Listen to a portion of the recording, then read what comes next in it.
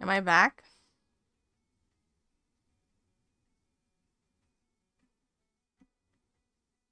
And the Elgato is not capturing for some reason.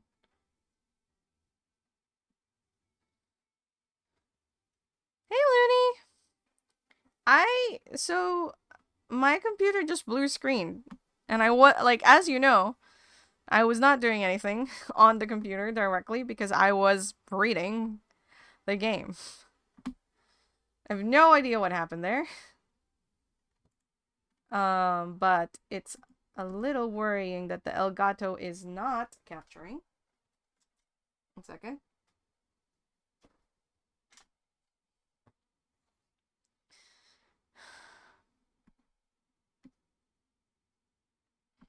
That might have. Alright, well, let's cross our fingers.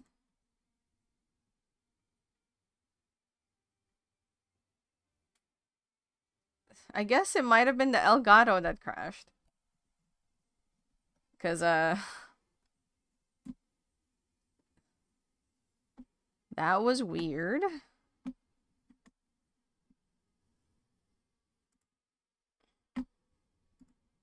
I'm a little concerned that nothing is happening yet.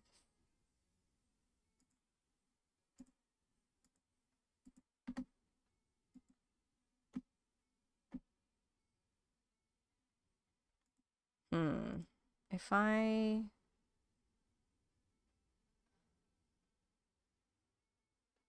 video capture device and add another one. Elgato. Okay. Nope, okay. I'll delete the old one. What's the difference? Don't know! But this one's working, so we'll go with that one.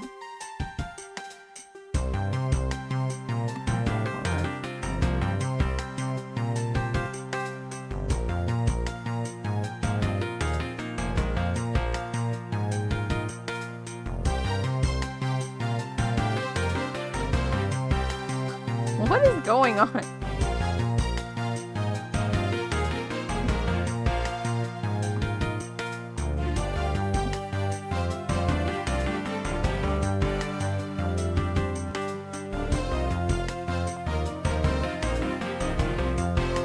Why? Okay, cat. Whatever. Least of my worries right now.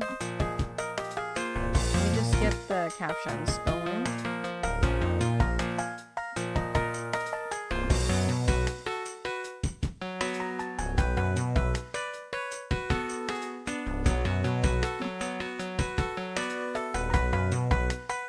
Those corpses are how you feel right now? Hey, dude, what's up?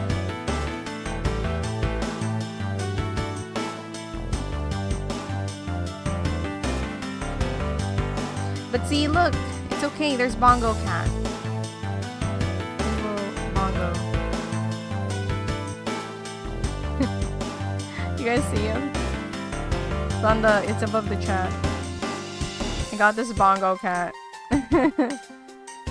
On Steam. It's free. Look it up on Steam. It's worth it.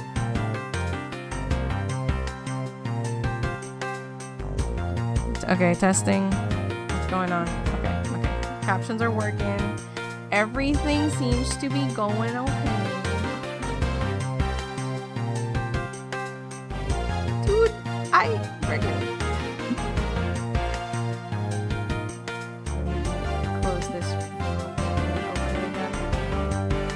Just cleaned and organized the room after being fixed from the flood damage. Oh. I hope nothing big got affected. Or too big.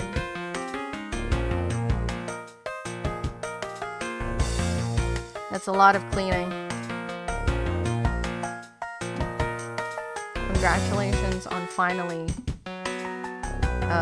completing. Nothing affected besides carpet? Wonderful. Toss the carpet. Get a new one if you want to, or not.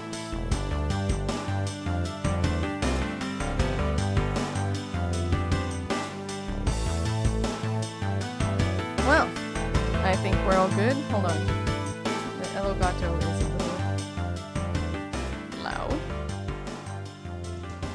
Okay, let me know if the game sounds alright.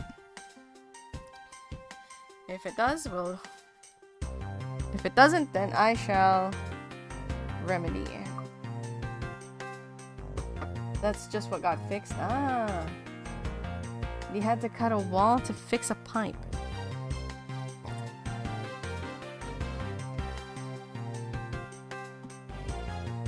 Hope that you picked the color and you like it.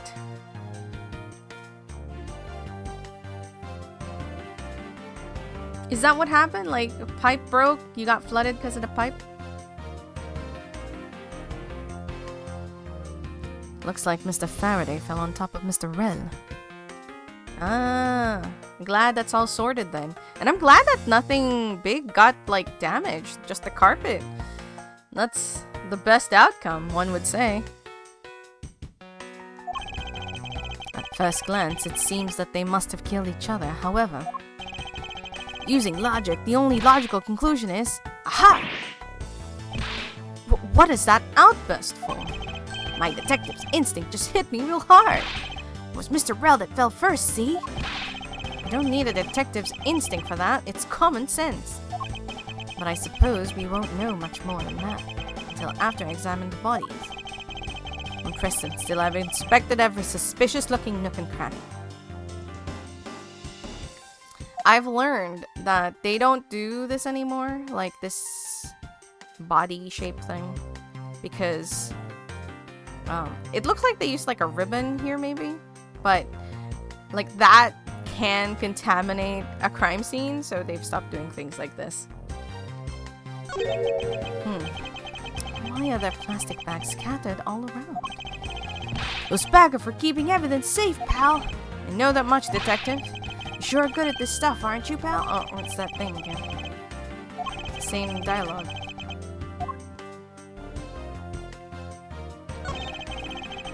Looks like Mr. Faraday died while holding the gun in his right hand. So he shot Mr. Rel and fell on top of him while still gripping the gun. Guess that does seem kind of strange, huh? I mean, why would Mr. Faraday know how to fire a gun? It's not exactly rocket science. Even I know how to pull a trigger. Although, I doubt I'll ever need to use one. I hope I never have to fire a gun either, pal. It sure does look cool to hold a gun in your hands. Appears the police's screening procedures need a thorough review. Was that a real thing outside TV? What do you mean? A real thing outside TV? What? Anyway, I should jot down some notes about the handgun in Mr. Faraday's hand.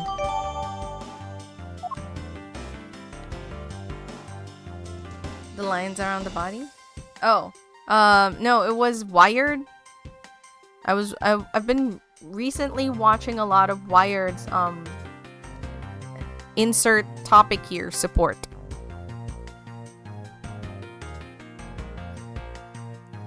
Was that a real thing outside the TV? Oh, I getcha. No, yeah, they used to do that. That was the way, they could, like, kind of record where the bodies were. You know, because they had to take the bodies away at some point. So in order to continue, like, examining the crime scene and just kind of marking where the body was, that's what they did. So that was a real thing. Like, they did chalk mark it around, but that has since been outdated because, again, contamination of evidence.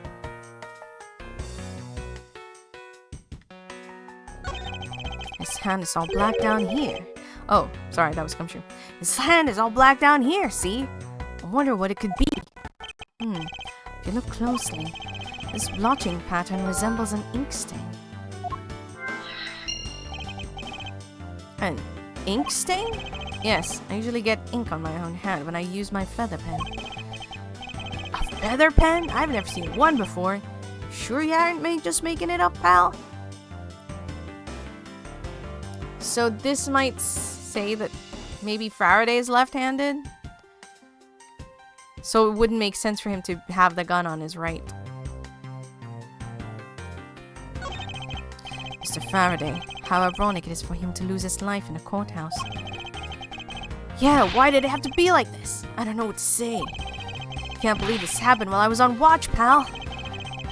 Rather than beating yourself up, you should spend your time continuing the investigation. Didn't you become a detective in order to solve crimes? Yeah. And get back to work.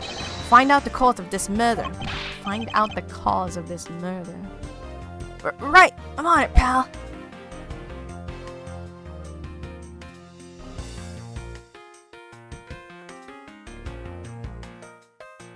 Kay might be his daughter, actually. Looks like Mr. Rell died with a knife in his hand. There's some blood stuck on it.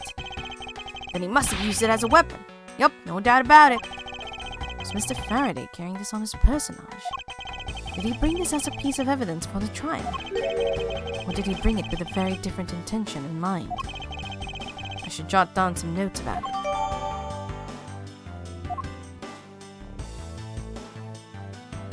Wait, I'm not done yet. Mr. Rell's cause of death was from being shot, correct? That's what we think, but it's hard to tell with him lying face down. Oh yeah, he doesn't have a... Death is bad enough, but it's truly lamentable that someone would try to hide the truth. Are you sure they were trying to hide something? Can't confirm Mr. Rell's cause of death with his body positioned like that.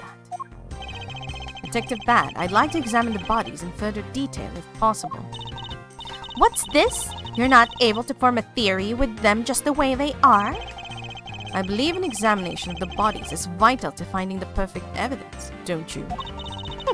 Suppose you do have a point. Well, hurry up and get on with it. Labby. Yes, sir. We've taken enough photos of the scene, sir. And there you have it.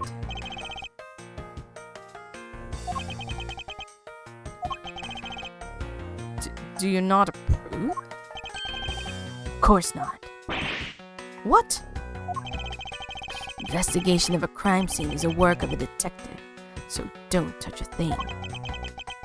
Hey, big fella, turn over the bodies for me, will you? Okay. Please forgive me, Mr. Faraday, sir. Gumshoe, do not get emotionally involved. Remember, you're a detective. Yes, sir. Understood, sir. It is a wonder how Gumshoe even, like, gets past. Like, he's still a detective. He's not a very good one. Do you think they just keep him for what do you call it?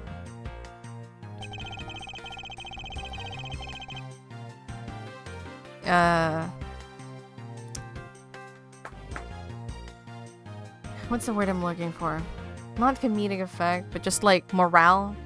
Do you think they just keep like Gumshoe on the force for morale? Now we can see the symbol on the knife. It looks like Mr. Faraday was stabbed with this knife that Mr. Rell is holding. Youch! What's wrong, detective? My stomach started to hurt from just thinking about being stabbed. Just keep your mind on the case, alright? We're not gonna note flower?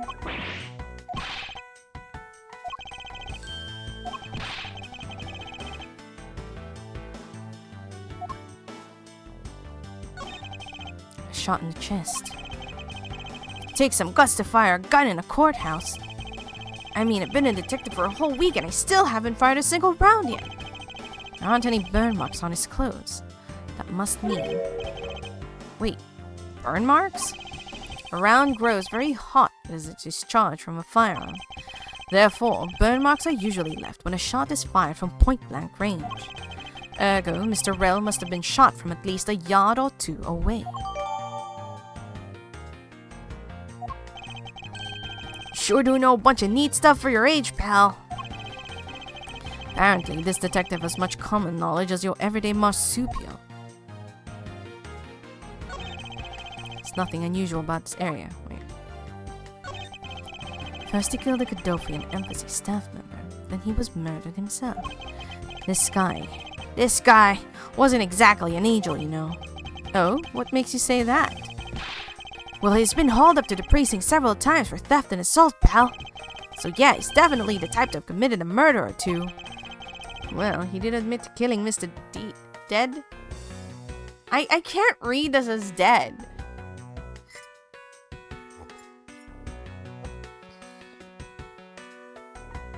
It's just like... It doesn't sound right that it's dead? D-E-I-D? I don't know. I can't read that as dead. I'm just gonna keep reading as deed.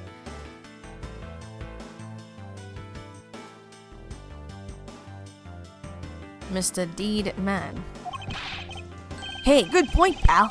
I knew my detective's intuition was telling me something. Detective's intuition? Yep, do you know about it? It's a special feeling that all We don't have time for this conversation right now. Let's return to investigation.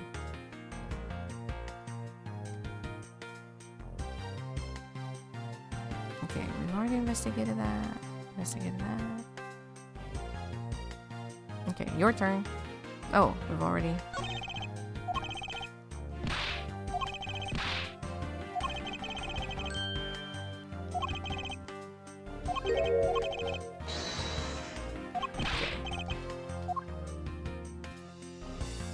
The pen! There's something in his breast pocket. It's a fountain pen. Does it say it has a really nice nib? Hey, you know, I always keep a pencil behind my ear. It's because Detective Bat is always telling me. You should always write your name on everything you own. Yes, somehow you do strike me as quite a forgetful individual. There's a knife wound in this chest here, see? I wonder if the wound matches the knife that Mr. Rell is holding. Labby. Yes, sir. Verifying now, sir. Make it quick. From the look of things, one could deduce that the knife Mr. Rell is holding is what killed Mr. Faraday. Let's now try to understand how the two men died. First, Mr. Faraday took the gun and the knife out. First, Mr. Faraday took out the gun and the knife out from today's trial evidence. Then, he aimed the gun on Mr. Rell and fired. However, Mr. Rell managed to grab the knife and counter Mr. Faraday while being shot. Then, the two men fell together where they stood. That is my theory in any case. What a crazy way to go! Still, something about that explanation just doesn't seem right. I believe I now have a firmer grasp on what happened here. I already checked this area earlier, but it never hurts to take another look. It says that we're not done! Mr. Faraday is holding a gun in his right hand. That's the one Mr. Rell got blown away by, right?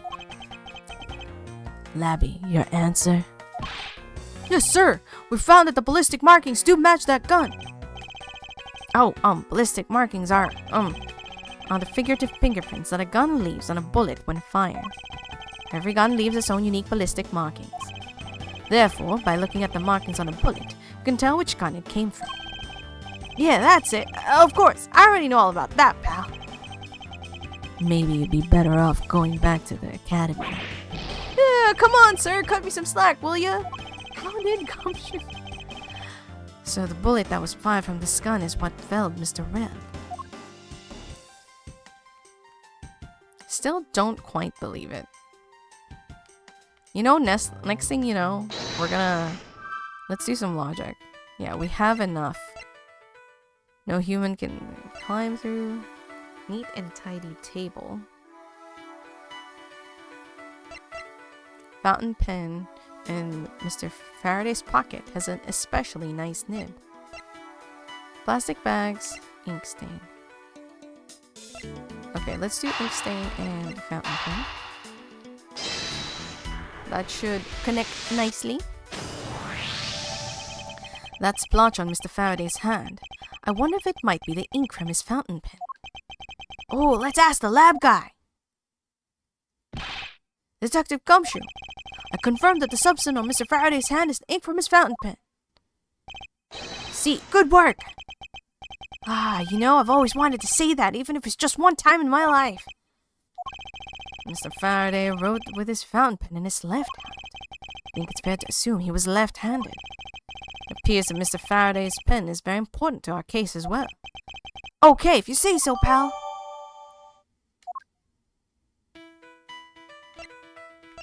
Okay, so... it's either these two or these two. Let's try that. To say that, like... okay, it's not.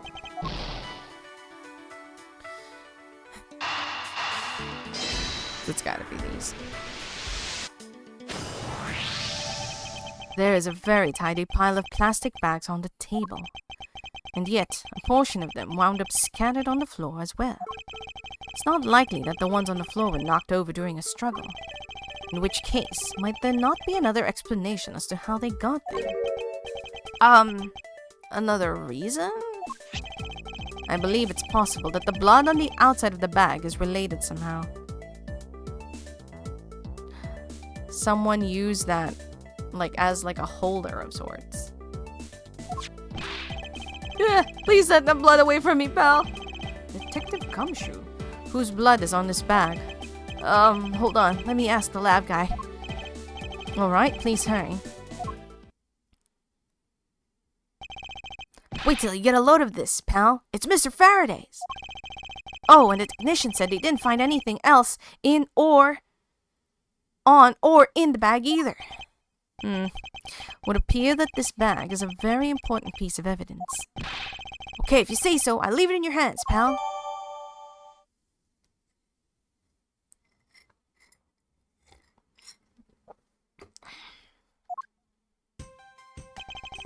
Guess there's not much left to investigate, huh? They really did kill each other. No, that's not the conclusion we're getting to. No, we can't conclude that quite yet. There's still something I find very peculiar here. A theory that they simply killed one another is too simplistic in this case. In fact, there's actually a contradiction that shows there is another possibility. No way, pal, really?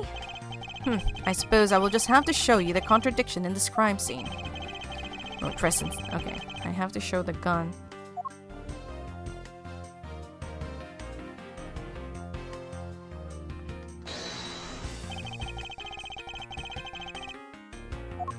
Yes.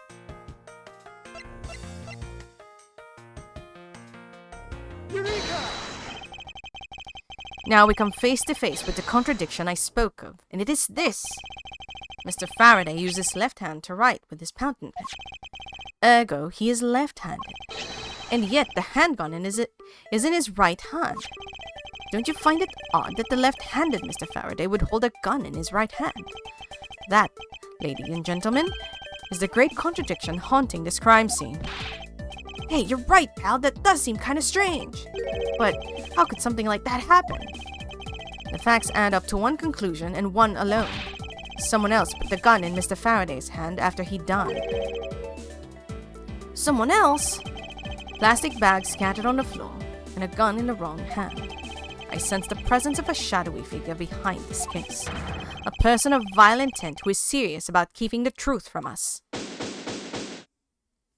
Pow!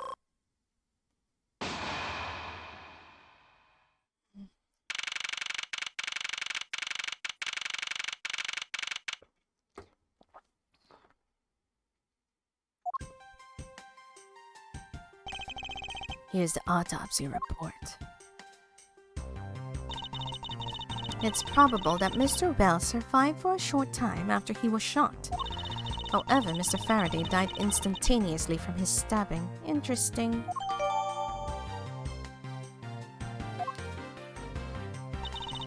It looks like we now know everything we need to know about this case. Are you sure we know everything? Of course, the incident began with Mr. Faraday attempting to get his revenge. The prosecutor went into a rage from being accused and tried to kill the defendant. But the defendant fought back and they ended up killing each other. It's all very clear and simple. There's absolutely no margin of doubt. Do you really believe that to be the truth? Huh, are you saying that just because I figure out the truth before you? That you don't want to believe it's true? It's alright. If you disagree with my argument, then prove me wrong. Well, if there are any contradictions to be found, that is. Don't worry, I will. Alright, it's time. What happened? Mr. Faraday's death was an instantaneous, while Mr. Bell survived for a short time. From this, it is obvious that Mr. Faraday died after he shot Mr. Rell. And Mr. Rell, while on the brink of death, stole Mr. Faraday's knife and stabbed him. But that wouldn't make sense, because Faraday's on top. Those are the facts of this case. Mr. Faraday's death was instantaneous, therefore he must have attacked first. Proving that logic to be false is probably the fastest way to show her she's wrong. In that case, I should first look for any holes in her theory. Do I need to... I kind of want to just go for it, you know?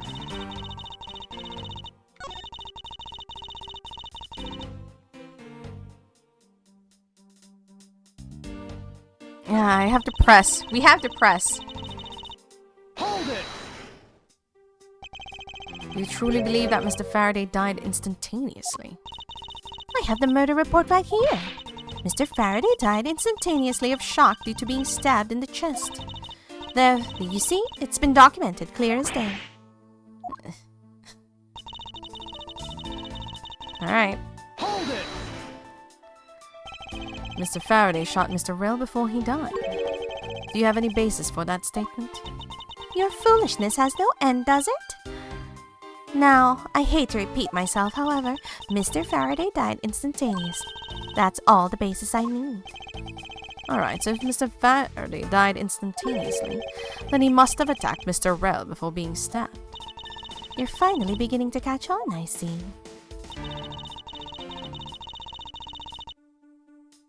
Hold it!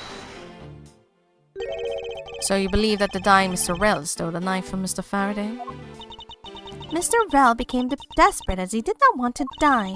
Human beings can do amazing things when they are put to the test. So the two men struggled. And in the end, Mr. Rell was able to grab the knife and stab Mr. Faraday. The messy condition of this room is a testament to their struggle. Yes, my logic is perfectly sound. Can you really say that it's perfect? What are you insinuating? Nothing. However, I can't let what you said slide by without further inquiry. One must be clear and precise.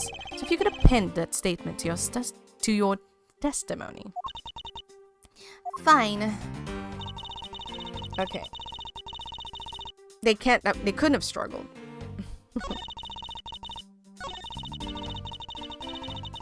Thank you, Glitchy. I shall drink. It's a lot of reading. Hold it! About the statement. Mr. Rell used all of his remaining strength to take the knife and defend himself. One can easily see that they had a violent struggle. Of course, it's nothing compared to what my riding crop can do. How does one compare the damage of a crop can do with the state of this room? Furthermore, all the plastic bag on the floor in this room was scattered there due to the fight. Is there anything else that I can explain for you? No, that will be fine. Hold it! Claiming speculation as fact already, don't you feel that the evidence is a bit lacking? You'll find all the evidence you need just by looking around this room. Mr. Faraday collapsed on top of Mr. Bell. In addition, Mr. Faraday died instantaneously, making a counterattack impossible. Furthermore, the room is a total mess from their fight. I dare say that there's more evidence here than you can whip a whip at. Looks like she's becoming more and more confident. And, looking at this place, she might have a right to be. After all, everything here seems to support her theory. It looks like you're starting to see my point.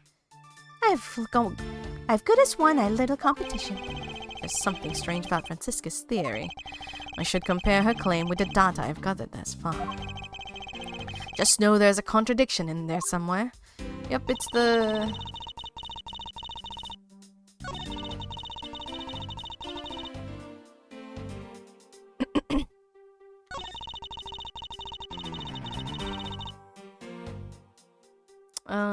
let's see our stuff.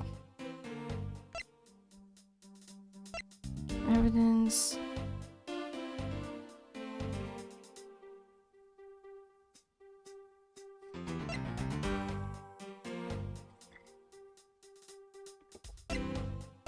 I have more. This is all I have.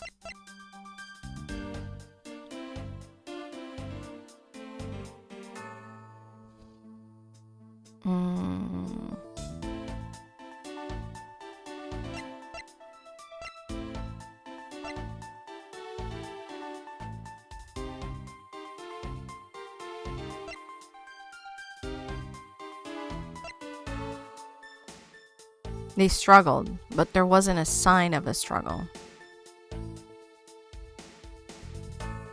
Is this what I need? I feel like I had a different...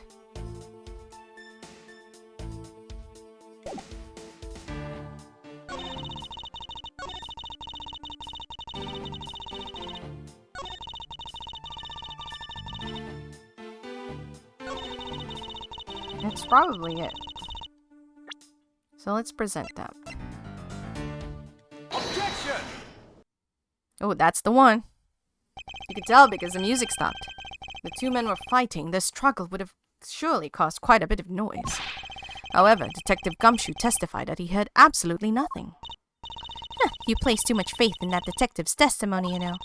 But for the sake of argument, let's say there wasn't a fight. How then did Mr. Rell get his hands on the knife? Mr. Faraday's bag was sitting right here, in the lobby number 2. It's not hard to imagine that perhaps Mr. Rell saw a chance and took it out at some point. So, what you're saying is this. Mr. Rell took a chance when he saw the opportunity and took the knife from the bag. And then Mr. Faraday shot Mr. Rell after being stabbed? Isn't there something strange in Francisca's statement just now? Wait, what did he say?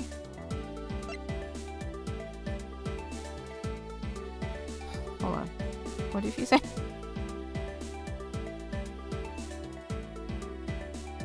Mr. Faraday shot Mr. Rell after being stabbed. Oh, Mr. Faraday died instantaneously, so that's impossible. Wait, something doesn't add up. Oh, really? It's simply not possible for Mr. Faraday to have shot Mr. Rell after being stabbed.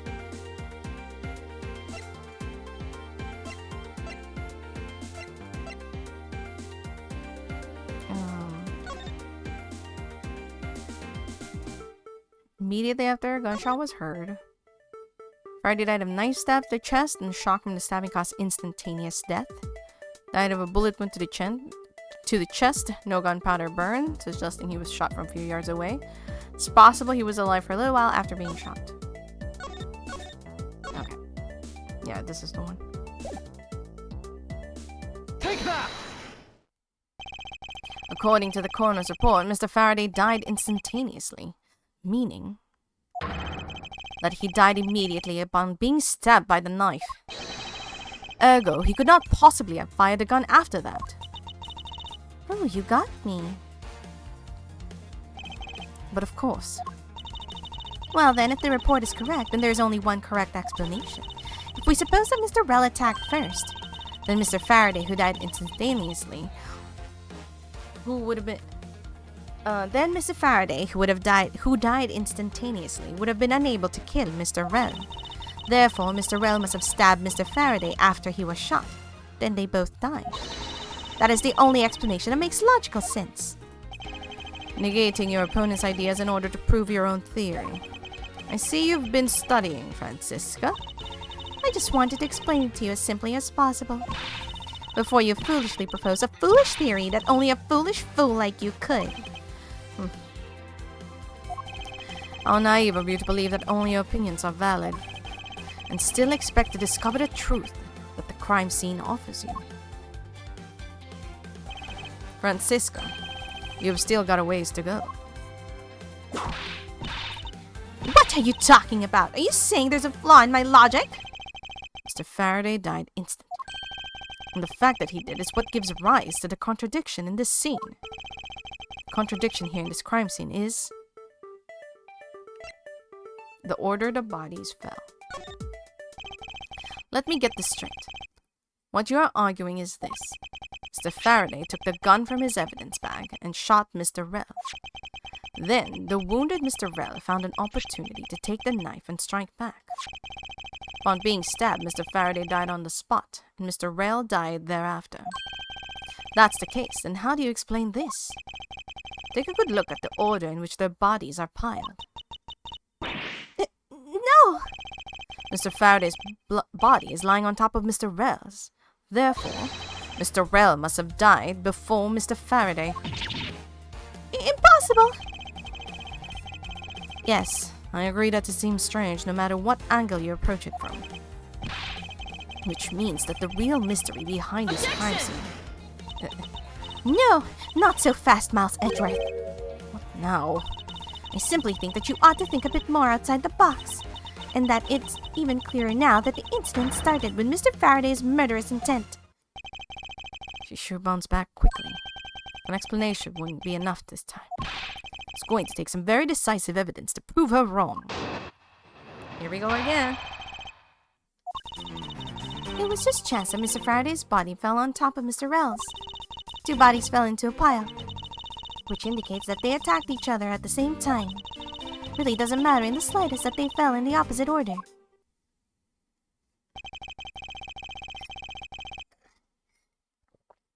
Yeah, the gunshot wound. All I have to do is find a hole in her logic.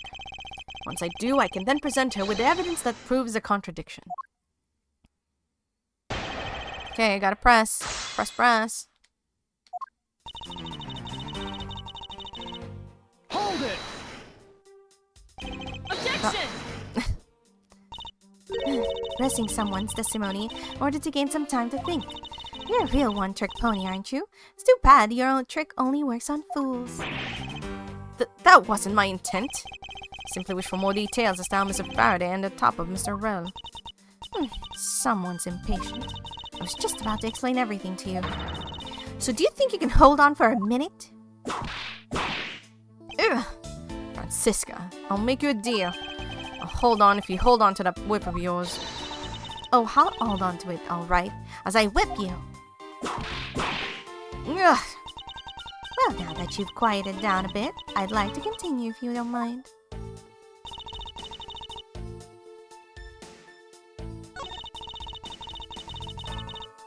Hold it! What do you mean that they attacked each other at the same time? I assume Mr. Faraday had the 2 different weapons in his hands. He made to attack Mr. Bell while holding both knife and revolver, and then, after Mr. Faraday fired the gun, Mr. Rel grabbed the knife as he was falling and stabbed Mr. Faraday. That is how Mr. Rel wound up on the bottom with Miss Faraday on top. Close range, that is more than possible. Yes, it's possible, but... Well, if you have any other ideas, then show me what you've got. Oh, I will. And to that extent, I'd like for you to append what you just said to your testimony. I don't see any point to that, but as you please. Alright, let's just get straight to the point.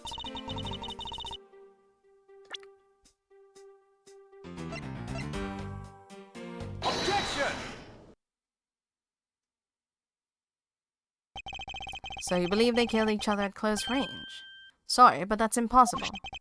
Just as is written in the crime scene notes. The firing of the handgun did not leave a gunpowder burn on Mr. Rel's clothes.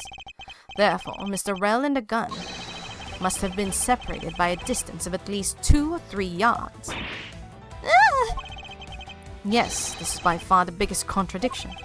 The 2 bodies are piled up on each other, yet the gun was fired from a distance. And with there being no chance that Mr. Rel moved that far after being shot, that leaves only one possible explanation. What a completely foolish line of foolish thought from a third foolish fool! If I'm not right, then who was it that made the first move with intent to kill, huh? Who? Person that attacked first with murderous intent? That would be... neither man. Here in this room,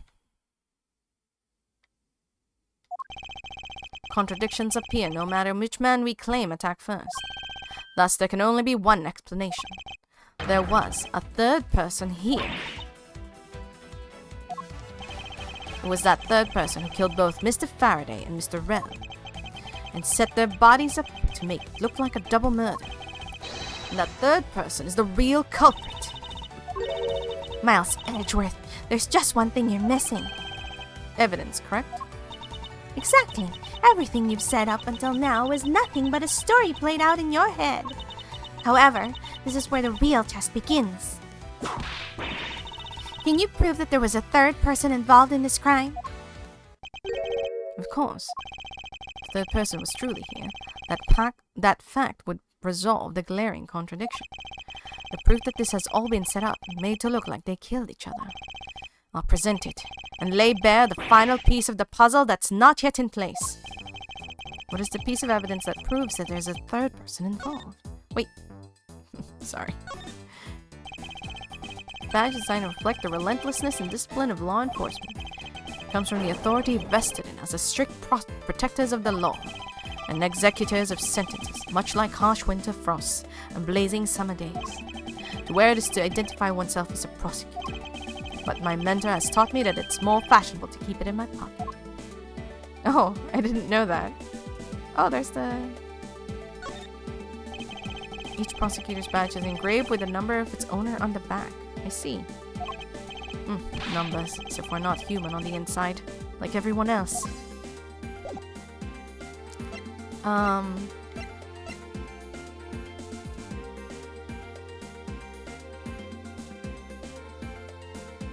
It has to be this. Because why would Reed need to, like, I don't know, shield himself from... It's either this or the pen. But the pen doesn't say much other than he's left-handed, right? But let's try it. Take that! Yep. The gun in Mr. Faraday's hand and the plastic bag with his blood on it. These two items point to the presence of a third person. How so? Recall Detective Gumshoe's testimony. I was in the hallway the whole time, but I didn't hear a single peep of a struggle. If there wasn't a struggle in this room, then there shouldn't be any plastic bags on the ground, meaning that someone must have deliberately scattered them around. Do you not see the possibility in this? Disregarding the gun for a moment, there's a high probability of blood splatter when a knife is used on a person.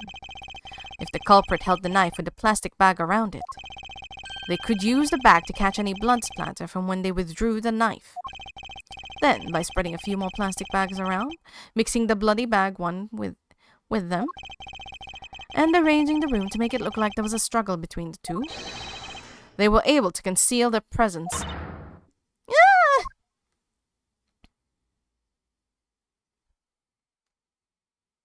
Investigation over.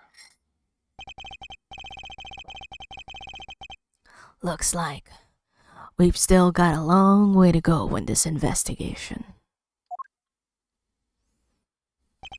Yes. Objection! Who? Oh. Oh, it's the lady. Well, what the heck is up with you, pal? And the judge? Mr. Bad, I advise you to place Detective Gumshoe under arrest. What? What's the meaning of this? Huh. Looks like you're not man enough to discipline your own subordinates. Don't you dare. That detective claims he was there standing in front of the door the entire time. But I have it on good authority that it was all a giant lie. Monsieur, I ask that you please explain that last statement. I'll let His Honor explain it himself. It's so weird to see him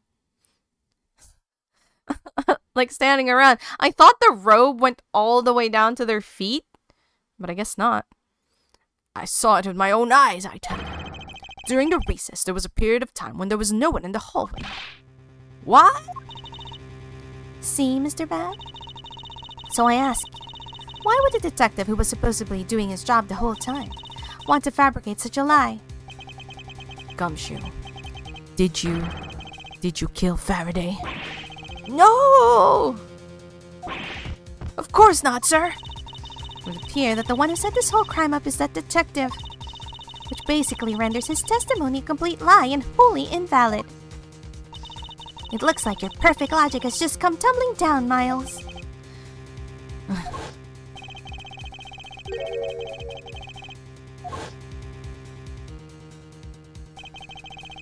Was that statement really a lie? Detective Gumshoe, you're now a suspect in the murder of 2 men. Now spit out the truth or so help me. I haven't lied to anyone, sir. Honest. I was really there. I was in the hallway the whole time. Hold it! Detective Bad, I ask that you please do not act without my permission. After all, I am the one that is heading up this investigation, am I not? Don't talk like you know what's going on, boy. All I want is for this investigation to run perfectly. Perfection is the only wish of a disciple of Avant Karma, after all. Therefore, before you take Detective Gumshoe into custody, I'd like to set the record straight on something. And what's that? What should I ask Detective Gumshoe about? The state of the hallway.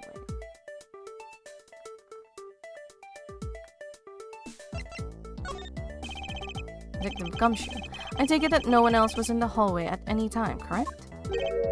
Huh? Of course not, pal! You're being awfully defensive. Might you be hiding something from me? Watch your mouth, pal! You can't go around saying stuff like that about me without any evidence. Suppose you're right. I have no evidence at all at this point.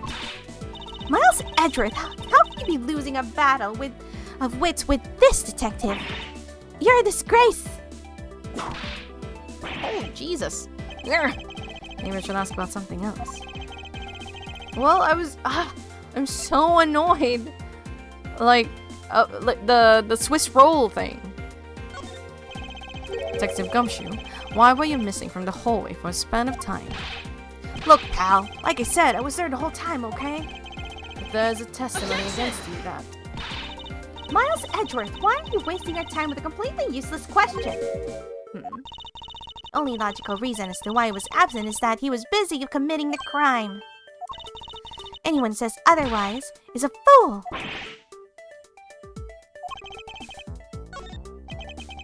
I suppose the one thing I'd like to clarify is Detective Gumshoe's motive for committing this crime. Motive, huh? Gumshoe, got a grudge against Faraday or anything? No, sir, not me. Not a single bad thing against Mr. Faraday, sir. Is that fact? Objection! You really have a problem with lying, don't you, Detective Gumshoe? I'm telling you, I am not lying. The more unnatural you act, the more suspicious you become, you know? I'm sorry, but like... that's just how Gumshoe is. You want a motive, Edgeworth? I have one for you right here. Could you please share it with us? However, be forewarned that I won't hesitate to object to flights of fancy. Because all I'm interested in is the perfect explanation. You're serious, aren't you? Fine. You amuse me, so I'll humor you with a little courtroom practice.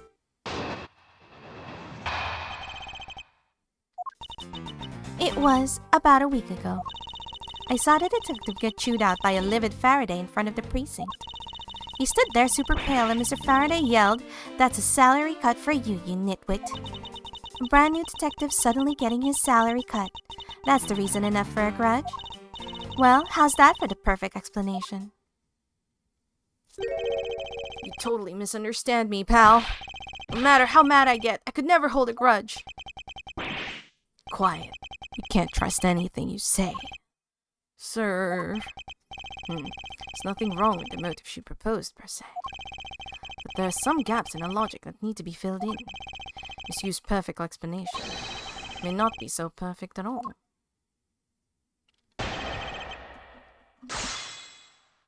Here we go.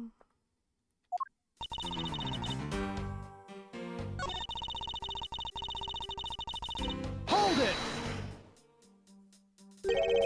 Mr. Faraday was upset. Yeah, you know what else? Mr. Faraday isn't exactly known to get angry often. But there he was, totally beat red in the face. And the offending detective just stood there pale as a ghost, like he was about to die. Just like the face he's making now, right? I'm completely innocent, I tell you. Poor man. It was quite a scene with the detective.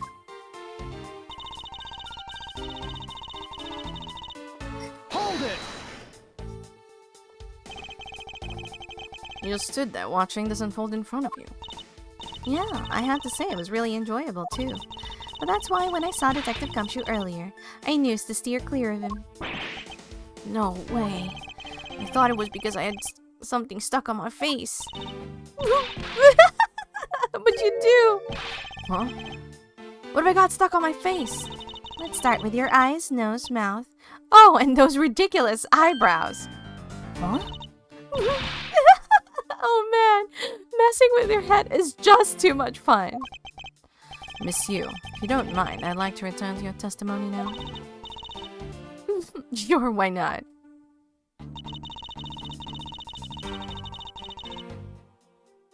Hold it! To cut the new detective's salary right off the bat like that. Not really familiar with the way you guys relate, but is that a common practice?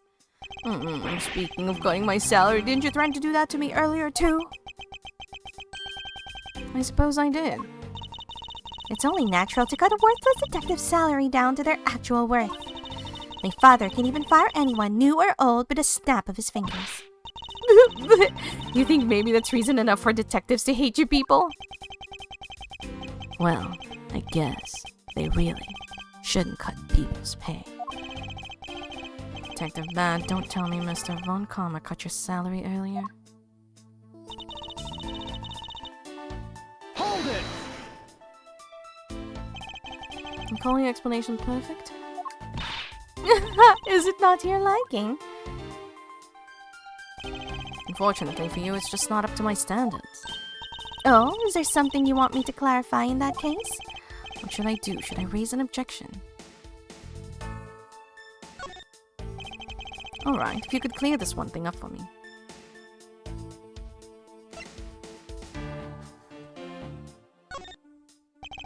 I understand Detective Gumshoe's potential motive for killing Mr. Faraday. However, what about his motive for killing Mr. Wren? His motive for killing Rel? Like I would know. There was no clear motive for both murders. Then I doubt this incident would have occurred. Wouldn't you agree? Is there anyone else who might have a grudge against either of the two men? Or should we look into that ourselves? Oh, in that case, I have absolutely no idea. What? That's impossible. She must know something. Wait! Can you please not glare at me like that? It makes me laugh. Ugh, didn't even do anything and you're already laughing away. Well, anyway, the way I see it, as long as he had a motive to kill one of the two, this crime would have played out the way it did anyway.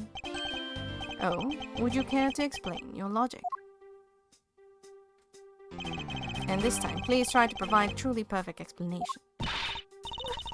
Perfect this, perfect that. Stop being so uptight, or is that a requisite term for being a Von Karma? Miles Edgeworth, I demand that you shut this rude woman up. I wish you'd both be quiet for just 1 second. Oh well, I guess I'll have to explain it to you kids. There's no one out there with a motive to kill both Mr. Faraday and Mr. Rel. All you really have to establish is that someone had a grudge against one of the two men.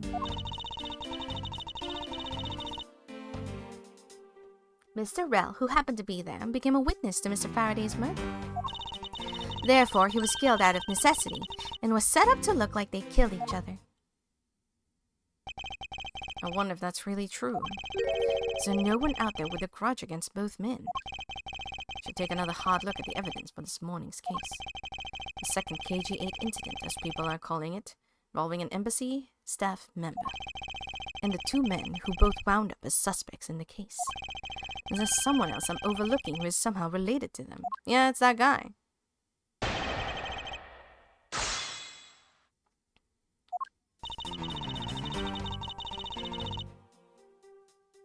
I should Hold press it! first.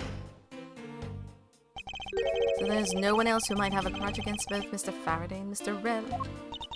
I suppose no one is a bit of a stretch, but I'm pretty sure no one like that was here in this courthouse today. He's lying through her teeth. You saw someone like that here earlier. Besides, you don't need to prove that the killer had a grudge against both men. Okay, I just need to...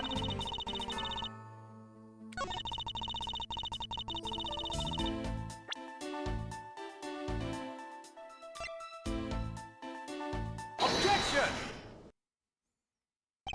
Yeah, Miss Hugh, I believe there's someone you overlooked in making your statement. Or rather, is it because you'd rather not bring this person up? What do you mean? We are looking for someone with a reason to kill both Mr. Faraday and Mr. Red.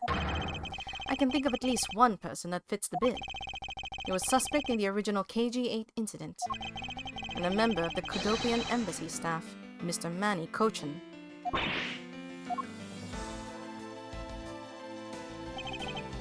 That's right, the very man who came to visit you earlier out in the hallway. The man who killed a member of the Kudopian embassy staff, Mr. Red, and the man who was lead prosecutor of the KG-8 incident, Mr. Faraday. Are you telling me that Mr. Cochin has no reason at all to kill both these men? Well, I suppose he might have a reason or two. You covered for me, pal! Maybe you're not such a bad guy after all. Don't get ahead of yourself. You're still a suspect, make no mistake about that. The perfect evidence, the perfect testimony, these are the only things I wish to hold. But I didn't do it! You will stay under my authority and go investigate Mr. Manny Cochin for me. And remember, I will not be very forgiving should any of these leak out. You want to investigate Cochin? You'd just be wasting your time. And why is that? Cochin was up in the viewing gallery, watching the trial. Or so I was told. Every cop in this place has been keeping an eye on the guy since he arrived. Then the only real suspect we have is still Detective Gumshoe. I suppose so. No way, come on, Detective Badge, you gotta believe me, sir. I really was in the hallway the whole time, sir. I never took a single step into this room, sir. Okay, then are you saying there was someone else who passed through the hallway? No, there was no one else, sir. And why should I believe you didn't do it? That is one incredibly foolish detective, standing right in front of a crime scene all by himself. That's as good as a confession of guilt. I have to admit, it's a bit strange. Most criminals will fabricate some sort of lie to escape their crimes. And if that detective really wanted to prove that he is innocent, you'd think he would at the very least offer up an ice spaced out while on duty or the like. Come on, Gumshoe, time for your interrogation. Oh, poor Gumshoe. Detective Bad.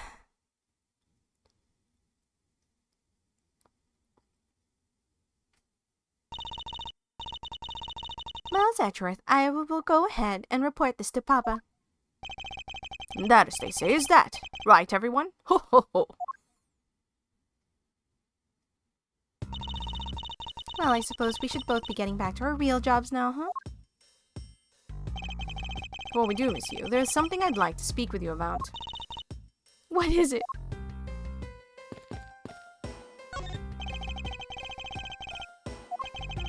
If only I can exchange it with the stifling atmosphere of this crime scene.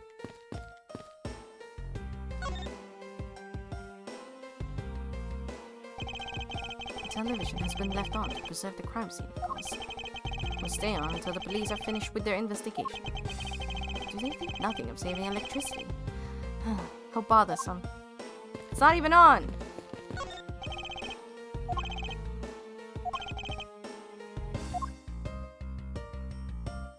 Okay, he's not saying the same things, including the two weapons in this double murder. The knife and the gun, I suppose. Everything is neat and tidy on top of the table, with not a single disturbance in sight.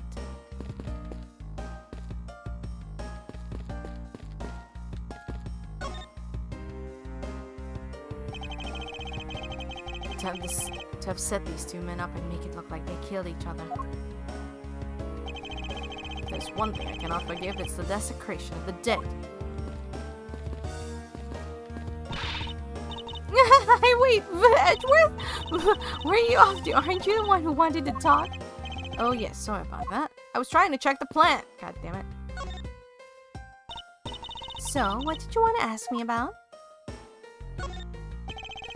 Current case of the murder of Kadofian embassy staff member. I heard that people have begun calling it the second KG-8 incident.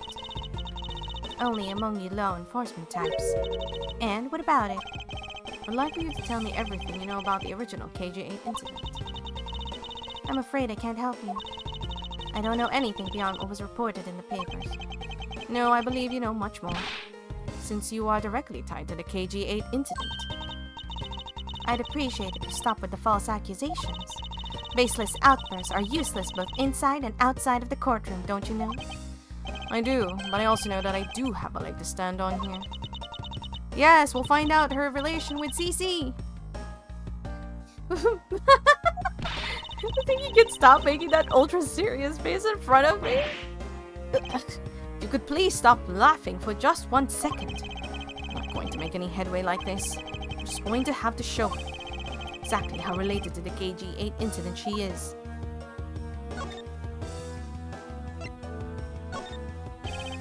Monsieur, I believe that I have proof of your connection to— oh, I meant to look at him. Oh well. That file is your proof? Very well then. Why don't you tell me exactly how I'm related to the KG-8 incident? Through the victim. Your connection to the KG-8 incident is through the victim.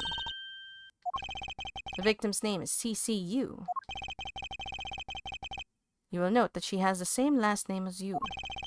Can you really just tell me with a straight face that you are not related to this case? Sorry, but we're not related. Just kidding.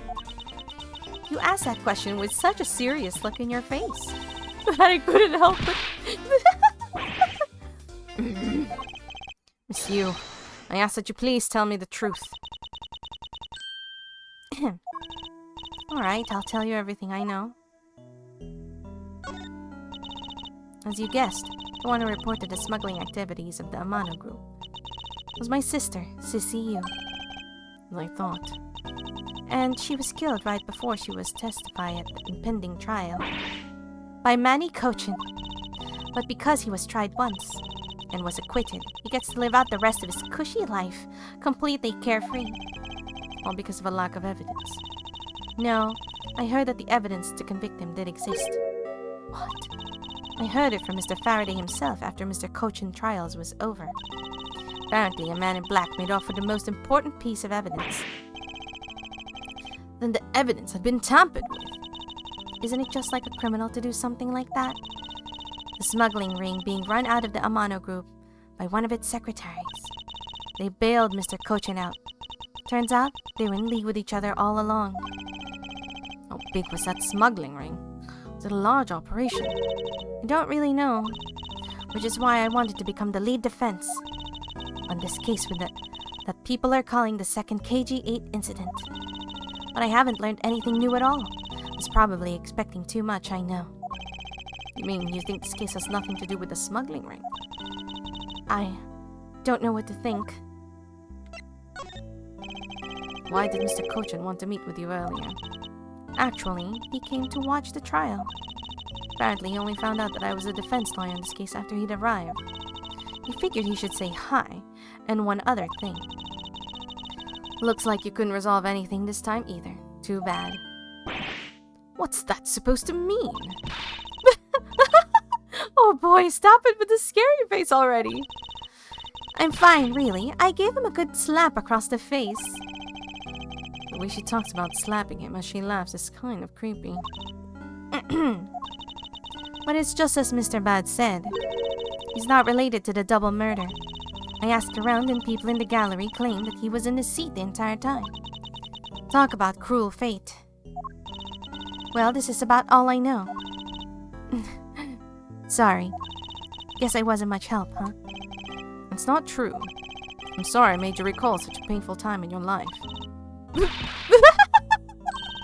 really too serious for your own good, you know. You really need to learn to relax. We wouldn't want you to die of stress, would we? Thank you for the advice, but there's no need to worry. I work in my own way, and I will catch this criminal in my own way as well. You'll see. Look at you with your game face on, ready to go. Make no such face. Did you know? Laughter is the best medicine, Edgeworth. Don't you get tired of making such a serious face all the time? I'm charged with making sure that all the criminals of this world are found guilty. I have no need for laughter. That's pretty serious of you.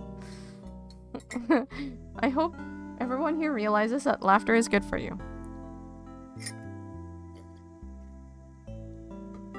It's very good for you.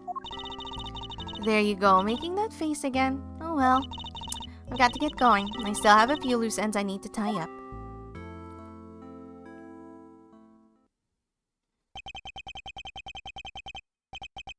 The KG-8 incident in this murder investigation.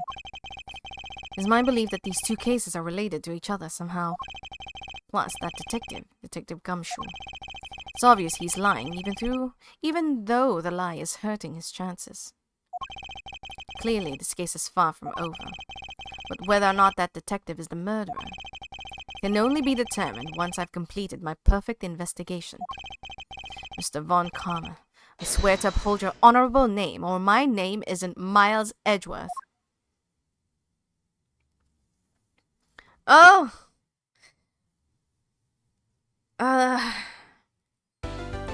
That is such a good point to stop.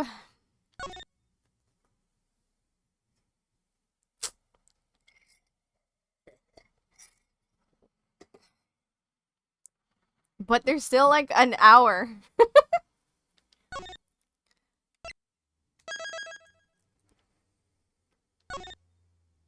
All right, let's keep going. Let's keep going. Why is that officer sitting there like that? Sir, what is to become of the trial into the Cadopian Embassy staff member's murder? Indeed, since both the suspect and the prosecutor are now dead. The case will be dismissed. In other words, the trial ends here prematurely. Looks like you'll have to wait just a bit longer for your big debut. I suppose it can't be helped. Evidence for this trial will be transferred to you in a little while. Sir, what do you think about the murder of the Cadopian Embassy staff member? And the murders of Mr. Faraday and Mr. Wren? What an outrageous circus it has all become. That Faraday brought it all up upon himself with his naivete. An outrageous circus. Right, sir. I grow weary of this topic. Edgeworth, I will have you assigned to a different case. Papa, you'll come around and watch my courtroom debut next, won't you? I'll consider it. Sir, if I may please allow me to continue with my investigation. Whatever for? I know that there's already a suspect in the murder of Mr. Faraday and Mr. Wren. However, there's not enough evidence to prove that he was he who committed the crime. I'd like to continue investigating in order to find the perfect proof of his guilt. The perfect proof?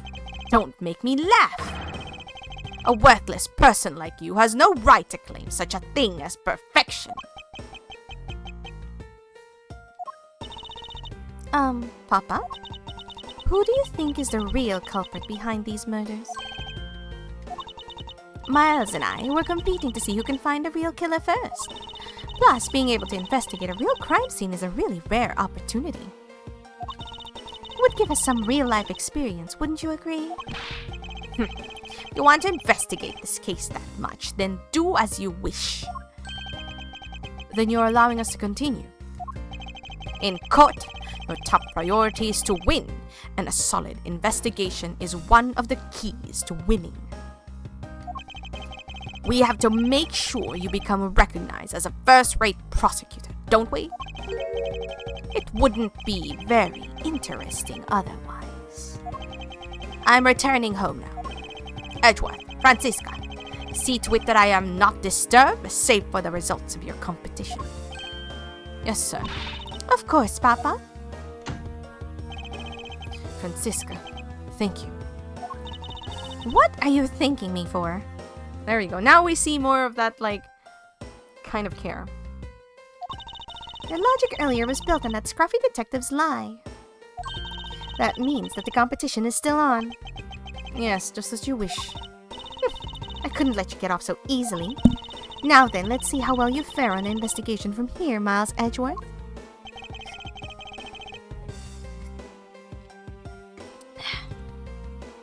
I know I don't have enough information yet. So my first order of business will be to question anyone involved with this case. It's an incredibly detailed model, isn't it? I heard that it costs as much to make as it cost to build the courthouse itself. What was the point of making such an expensive model? I felt the exact same way upon hearing it. Ugh, it's so hard to understand such foolishness. Agreed. Wow, this thing is so incredibly detailed. My inner modeling fanboy is impressed. I'm not exactly a fan of plastic models per se, but even I can sense the superb quality of this model. I simply cannot comprehend how that man can feel so much love for such a trifle. Oh, I see. You're a disciple of my father, so you would do well to guard yourself against an interest in such unproductive things. Yes, perhaps I should take up whipping people like the young lady over here.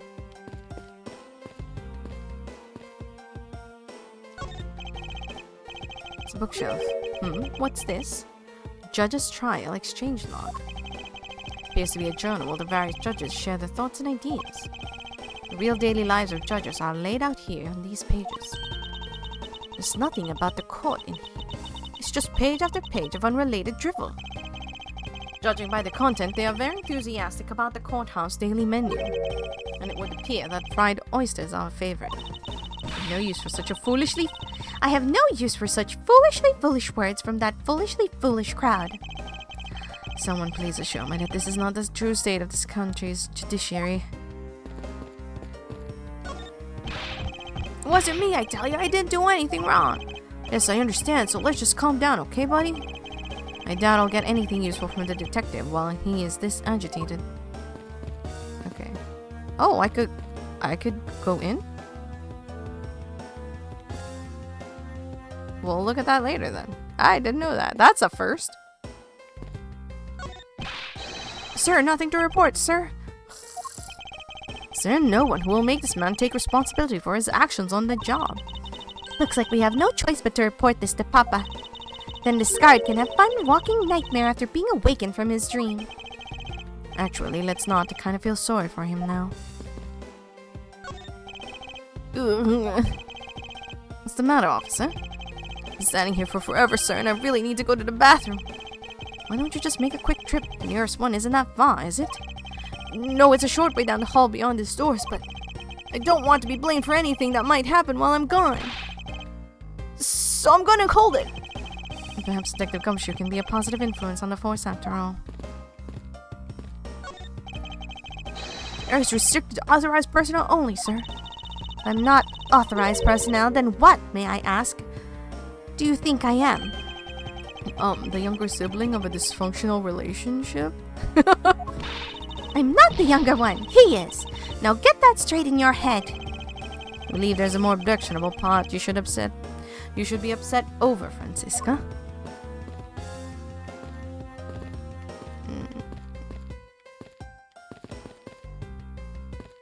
Okay, it's just this. I can't stop the water, sir.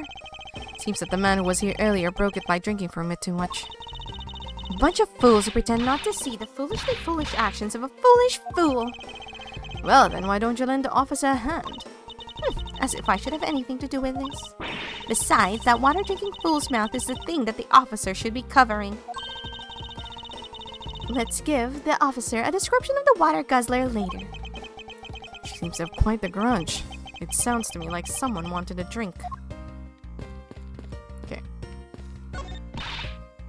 Miles Edgeworth! Yes? What is the meaning of this bulletin board? Why are there so few trials posted? It would appear that the entire week is devoted to Mr. Rel's trial. Is the crime rate really that low in this country? Or maybe the police lack the proper motivation to get out there and catch the criminals. I'm afraid I can't comment on that, however. I can say that I have my doubts about the younger detectives. Sounds to me like they're in need of a stricter hand. And I'll start my discipline regimen with that pathetic, filthy-coated detective. Feel bad for the big guy, and yet I can find no suitable reason to stop her. Okay, nothing at the door. Monsieur. Oh, it's you, Edgeworth. And who are you? Wait, you were at the crime scene just now, weren't you? You should be disbarred for not knowing who I am. I am Franziska von Karma, and I am about to become the successor to the family name. About to? I guess that means for now you're still just another kid. In which case, it's only natural that I didn't know who you are. Why are you whipping me? Anyway, it looks like they're planning to hold the evidence a bit longer. There's one thing I can't stand, it's waiting. Terribly sorry, but I have a few more questions to ask of you. Look at you! Eyebrows scrunch with lines on your forehead. And that to ask of you. What exactly is so funny? Sorry, I'm just bad at dealing with a super serious atmosphere. Apparently, they failed to teach you proper behavior at a crime scene in law school. I feel much better now. So, what is it you want to talk about? I'd like to inquire as to where you were at the time of the murder. We were in defendant lobby number 1 the whole time, up until we heard the gunshot. By we, I mean Mr. Bad. If you don't believe me, feel free to ask him yourself. With Detective Bad? Why? We had a little something to discuss, that's all. So I take it that you are acquaintances with Detective Bad? Yeah, he was the detective in charge of the KG8 incident. Detective Bad is also related to that incident. That's right. He was the one who was supposed to protect my sister, Cece. But you know how that turned out, don't you, Edgeworth? Miles Edgeworth, I have no idea what you two are talking about. I've heard of the KG8 incident from my papa. But how does that case relate to you, Miss Yu? The victim of that case, Cece Yu, was my little sister.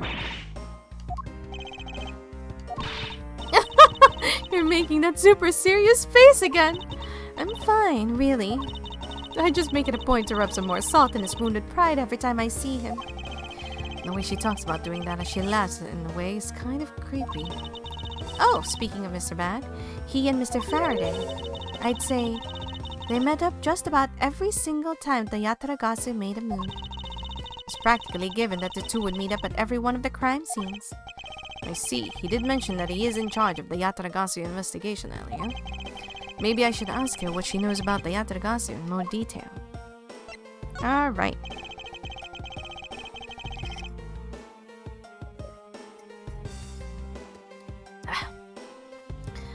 You claim that at the time of the murder you were with Detective Bad. But don't you lawyers usually discuss the trial with your clients during a recess? We do, and that's what I was planning to do. But Mr. Faraday was being rather threatening, and he dragged Mr. Rel away. After that, Mr. Bad came into lobby number 1, so we just stayed there and talked. And what did you talk with Detective Bad about? Nothing interesting. I just insulted him some. Talked about how the trial was going, and then I insulted him some more. Bloody, when she's not laughing, her mouth spews seemingly nothing but insults. Anyway, Mr. Bat and I were in the defendant lobby number 1 when the murders occurred. So I really can't tell you anything about the hallway or lobby number 2. I see. I'd like to ask you a few questions about your client, Mr. Mac Rel. Now, your client first claimed to be the Yataragasu, is that correct? Yeah. Once I heard it was the Yataragasu that had made off with the evidence from KG8. I began to ask Mr. Rel all sorts of questions, but to no avail. Turns out Mr. Rel was not the Yataragasu. He had just made that up. He made it up? Mr. Rel's crime was caught on tape at the security cameras. But there is no footage of him sneaking into the Kodofian embassy itself. hold on for just 1 second. Then you mean to say that you knew he was not the real Yatagarasu? And that he was just another cold-blooded killer? And you were ready to defend him? Yes, that's right. I see. So a defense lawyer is actually just someone whose job is to cover for criminals. Not really. They're not always criminals. That's why defense lawyers are so detestable, but they are no match for us Von Karmas. I don't believe it. You're serious. Why don't you save that face for something really worth being serious about? And Edgeworth, do you remember what I said earlier? I have my own agenda. I'm still on the hunt for leads regarding to the KG-8 incident, alright? And for that, you have not a single qualm about defending a known killer. Don't put words in my mouth. I said no such thing. The only way I had to get close to Mr. Rowe was to be his lawyer. I had no intention of covering for him, ever. So don't you dare suggest I was going to. I'm sorry, forgive my rashness. Monsieur, I was wondering if you could tell me about the Yatagarasu. The Yatagarasu, huh? I don't really know much about that character myself, but I do get a lot of consultation requests from companies to defend him. Requests from companies? The Yatagarasu isn't some petty thief out for money, you know. Alright then, perhaps the Yatagarasu is in the business of stealing people's lives. You're not very funny or witty, are you, little Miss Von Karma? Francisca, be careful about who you whip. Choose carefully or we might be sued by... There, I chose carefully, just like you wanted.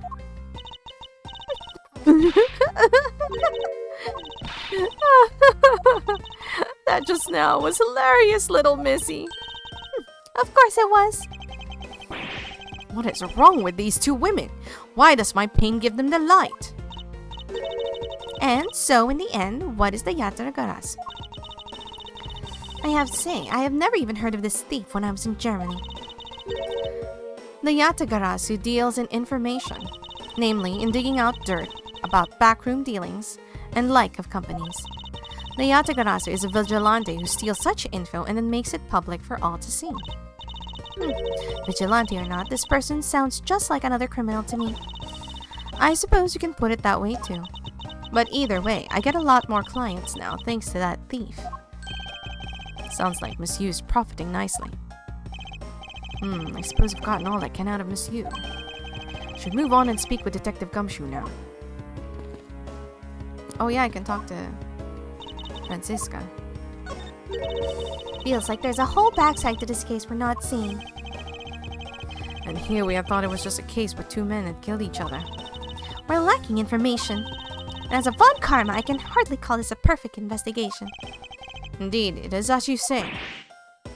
Wait, what? I can't believe we agree on something. Just what is so revolting about agreeing?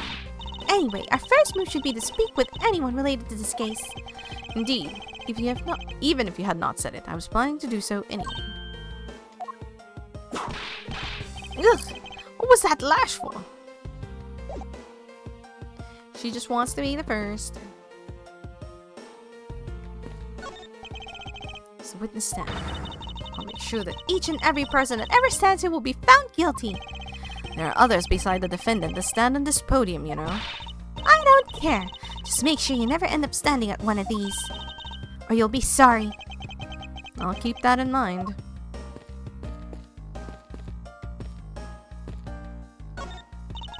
It's viewing gallery. This is where the riffraff sit when they come to watch. It's the viewing gallery. This is where the riffraff sit when they come to watch. It's situated about at the same height as the judge's bench. Wonder if that's to represent the intense scrutiny of each and every case from all sides. Miles Edgeworth, are you or are you not man enough to stand up to all those eyes? What sort of? Of course I'm man enough.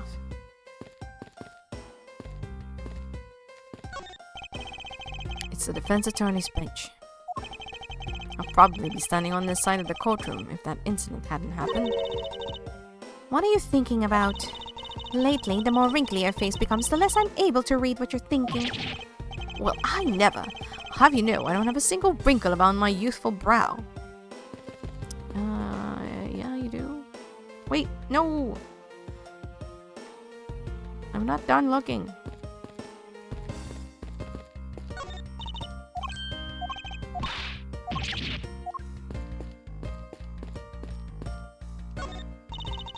Any day now, I'll be taking my rightful place behind this bench. By that time, I should already be standing. It'll be downright disgraceful if I beat you to it, wouldn't it? That were to happen, Francisca, I'll eat my cravat.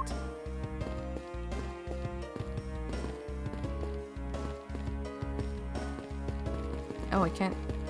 Oh, I can actually come here? This must be the judge's desk. You can tell by the gavel sitting on top. And the dream was that I was being squashed from above by this gavel. You're such a weakling, Miles Edgeworth. No idea how frightening it was.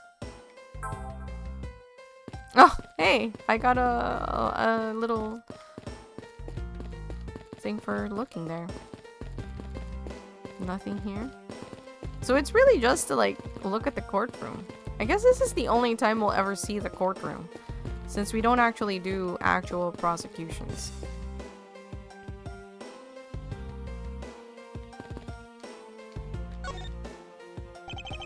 Detective Gumshoe.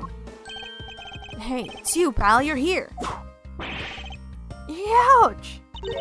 As I am. As am I. I don't think you needed to whip him to let him know that. I didn't do it, pal. I swear on my honor as a detective. I really didn't. Your words are useless. I place my trust only in the evidence, detective. Second.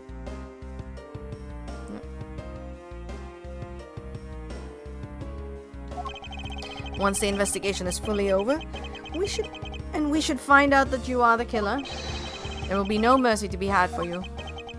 Have a heart, pal. You're not worried, right? After all, you have nothing to worry about if you really are innocent, that is.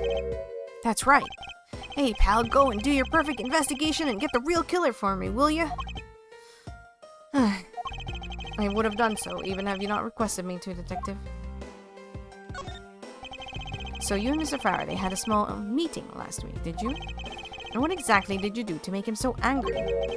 I just asked Detective Bad the same thing myself, pal. Turns out he was mad at me because on my very first day as a detective, I reported in at my usual post instead of the Criminal Affairs Department. By the time I got down to Criminal Affairs, I was really, really late. And that's when he gave me that huge speech. I remember doing the exact same thing in elementary school. On the first day of school every year, I'd always wind up going to my old classroom. How pathetic for a detective to be comparable to a mere schoolchild. You claim to be standing guard in front of the door to lobby number 2 during the recess. One second. I have like a really bad itch on my back. I really need to scratch.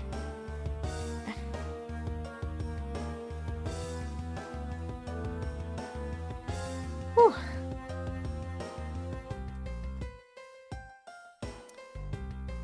Alright.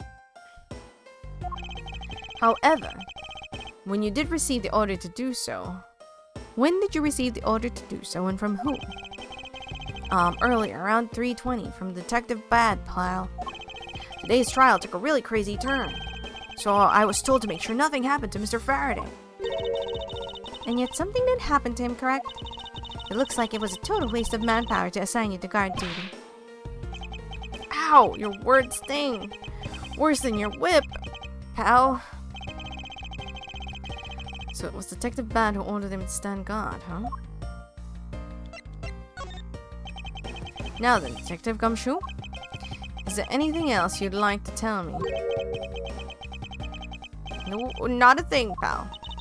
In that case, allow us to take a look at what you are carrying on your personage. Ah! Wait, you can't do that! There's nothing of any particular value here. Well, my handcuffs and my badge were confiscated by Detective Bad, so you know. And what is that open envelope I see sticking out of your coat pocket? Hands off, pal. Just show it to us already. Yow! Bonus check within. $5 total. Except there's no check inside. You've had your look, now give it back, pal. It's my first bonus as a brand new detective. Just got it and cashed it today. I had literally no cash on me up until I did, you know. The envelope's really special to me. Now give it back. Don't need rubbish like this. Don't worry, we'll throw it away for you later. How could you?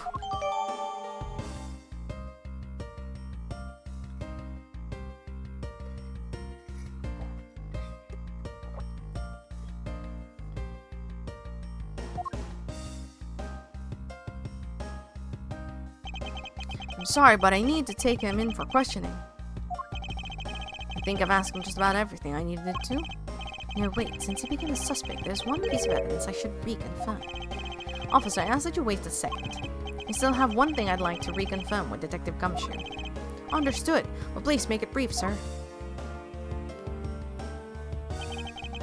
Want to hear it from the horse's mouth. I must confirm whether or not his testimony about the crime occurred is the truth.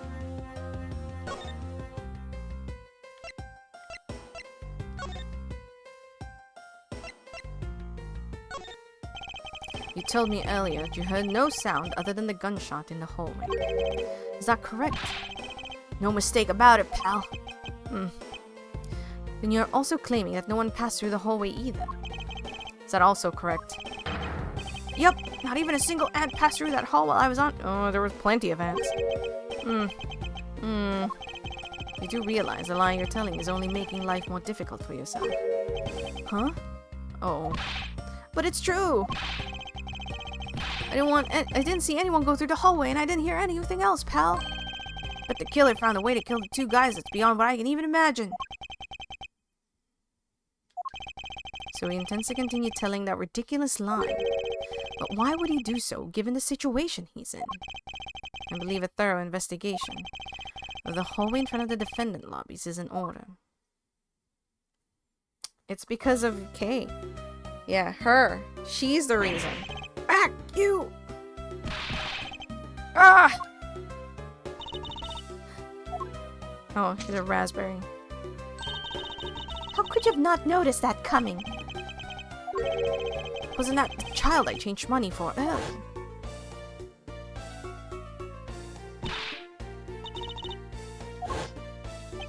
She was there. And she would be suspect of the crime if Gumshoe admitted to it. Looks like she dropped something. Maybe we should arrest the girl. She might turn out to be a valuable lead. I believe some sort of punishment may need to be dealt in the next time we meet. I believe I've asked all I need of this man. Now for Detective Bad and the judge. You have to confirm who is correct. The judge or the scrub face, right? I suppose we should inspect the hallway in front of lobby number 2 next then. Suppose so. Shall we head on over, Francisca?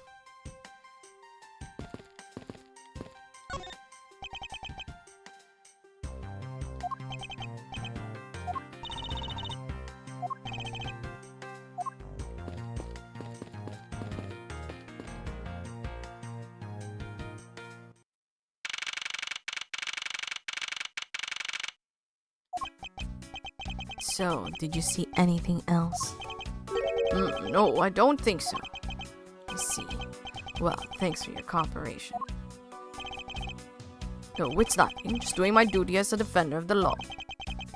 That'll be all for now. I'll ask again if I have any other questions. Anytime, detective. Now, if you'll excuse me, I have a few loose ends I have to tie up. Oh, you're that new prosecutor. Mr. Von Karma recommended you come right? My name is Mild Edgeworth, Your Honor. And I'm Manfred Von Karma's daughter, Francisca Von Karma. I'm set to become successor to my genius father any day now, Your Honor. I see, Mr. New Prosecutor recommended by Von. Ah! I bit my tongue. You're all right, Your Honor. Please feel free to refer to me as just Miss Von Karma, Your Honor. As for him, just Edgeworth is fine. Apparently somebody doesn't feel like I'm worthy of a proper title. Oh ho! Very well then, I shall call you Miss Von Karma and Mr. Prosecutor Edgeworth. Your Honor, Mr. Edgeworth is fine, sir. Now, about your earlier testimony. Yes, what about it, Mr. Edgeworth? I would like to ask you a few questions about what exactly you saw. All right, after all, it's my duty to clarify my testimony as a defender of the law. I greatly appreciate your cooperation, Your Honor.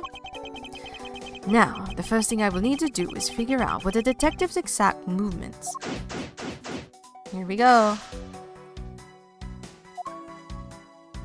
So the first thing we'll do is examine everything. You can already tell that from a distance, and why are you wasting your time examining it? Francisca, let's not try to rush absolute genius.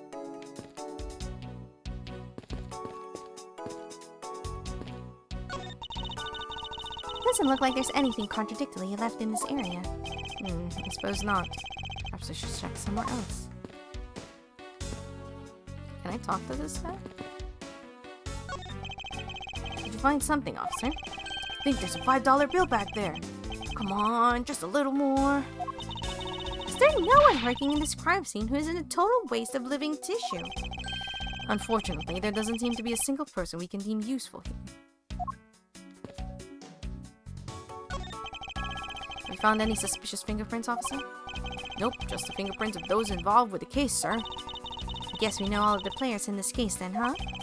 Would appear that way, but I have a nagging feeling we're missing something. I suspect that what we're missing is hiding right here in this crime scene somewhere.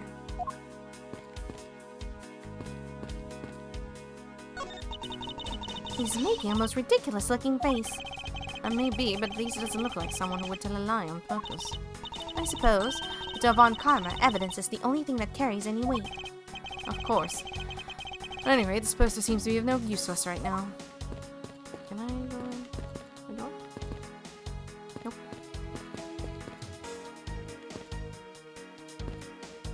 He gave the $5 to the girl, probably. It would appear that this vending machine sells snacks and various other foods. Just lovely. What will they think of next? Don't be a jerk in court, like these beef jerks. 1 packet for 9. Defendant's fresh milk, 1/2 pint for 7. Stay neutral as the Swiss do until the end with these, for 6. They're awfully overpriced. The lineup is simply awful, period.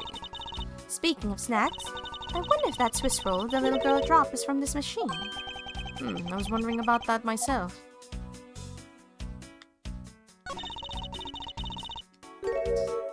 End of what? Well, I assume it means the end of the trial. I suppose this means that one should eat this during a recess. You can't eat during a trial, so I suppose the only time you can eat them is now, huh? Wouldn't mind if you wanted to eat one now. They come in packs of 2, after all.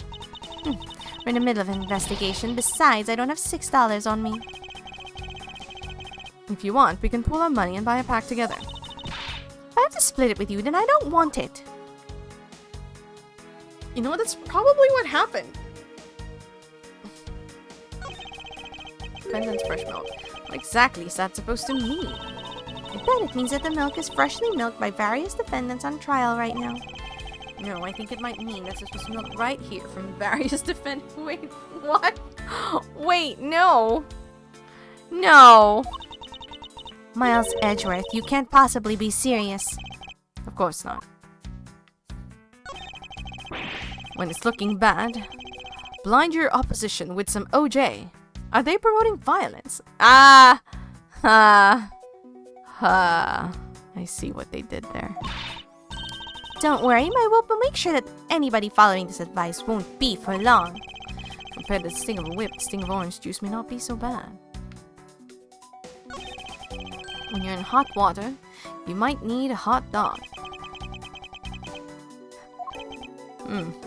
Looks like the slogan was decided through a public contest.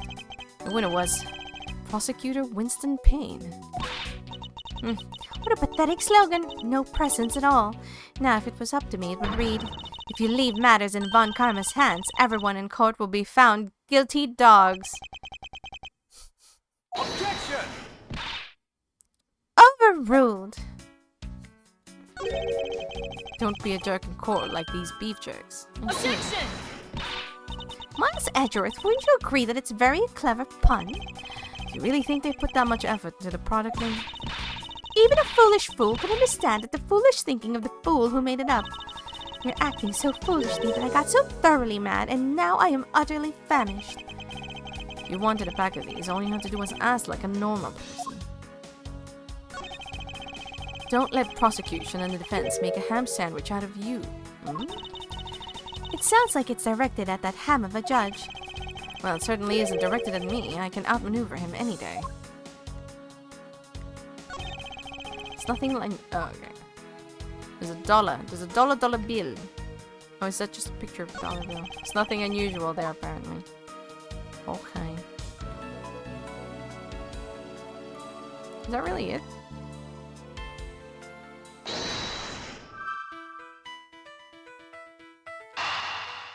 No. Sorry, press the wrong button. That's really it. Just the items.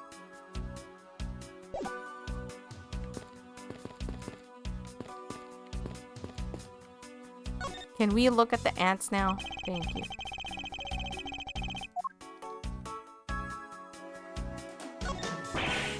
Ugh. What's the matter? I pricked myself in one of these cactus's needles. Didn't think the needles on this thing would be so sharp.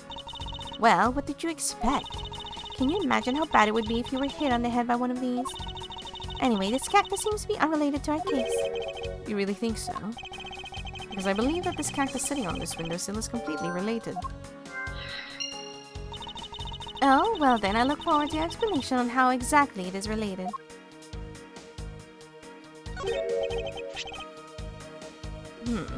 What is this? It's a pink-colored piece of trash made of rubber. It's a baroon. I feel like I've seen something like this before. Well, all I see is a piece of garbage.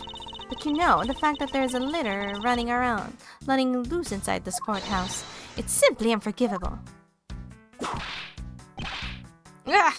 It's not like it was I who lit it. Rubbish belongs in a rubbish bin. Ah! I can look outside, however, I doubt the killer could have escaped through here. Of course not. This is the third floor after all. It appears that the bars were installed on this to prevent people from falling out.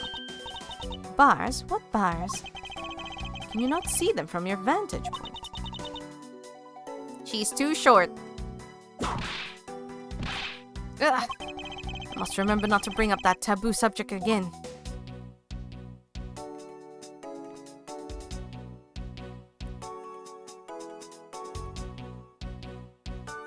But how... So, let's see. The guy could have been shot from out here. But how was he stabbed? That's the next question. Oh, god dang it.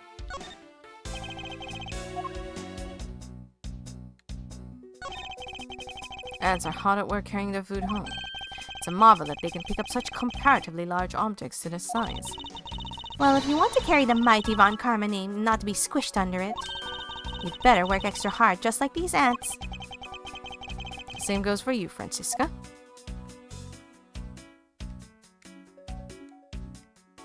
Can I look down?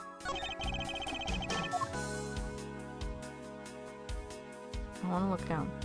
Okay, we study that. There. The dirt on this bench, it smells like some sort of sweet substance. I can't believe there's someone going around dirtying the courthouse. For shame! Hold it! Calm down, Francisca. Now take a good look. Doesn't this smudge look kind of like a handprint to you? I suppose it could be. Which means that perhaps we can lift the prints of the person who sullied this bench.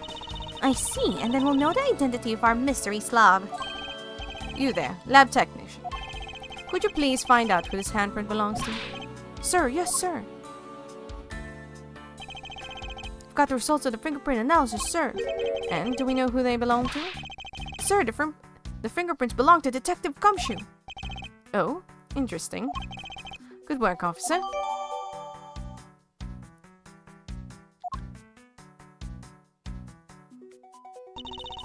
And there you have it. Yes, I suppose so. Now we know the identity of the person who dirtied the bench. I sense that you and I will be using this information in very different ways. What are these black speckles? I believe it's a pile of ants eating away. Oh, that detective! He claims not a single ant slipped by him, and yet here's a whole hill of them. Ah! What are you hitting me for? As a replacement for that pathetic detective. Perhaps I should add this to the deduction. I should add this deduction to the detective's growing tab of pay cuts. Anyway, wonder what the ants are eating. From the look and sweet smell of it, pieces of cake and chocolate from a Swiss roll. Miles Edgeworth, the courthouse is to be kept pristine at all times. Ugh! It wasn't me that dropped the food on the ground. The courthouse must be kept clean. Ugh. Okay. So that was it.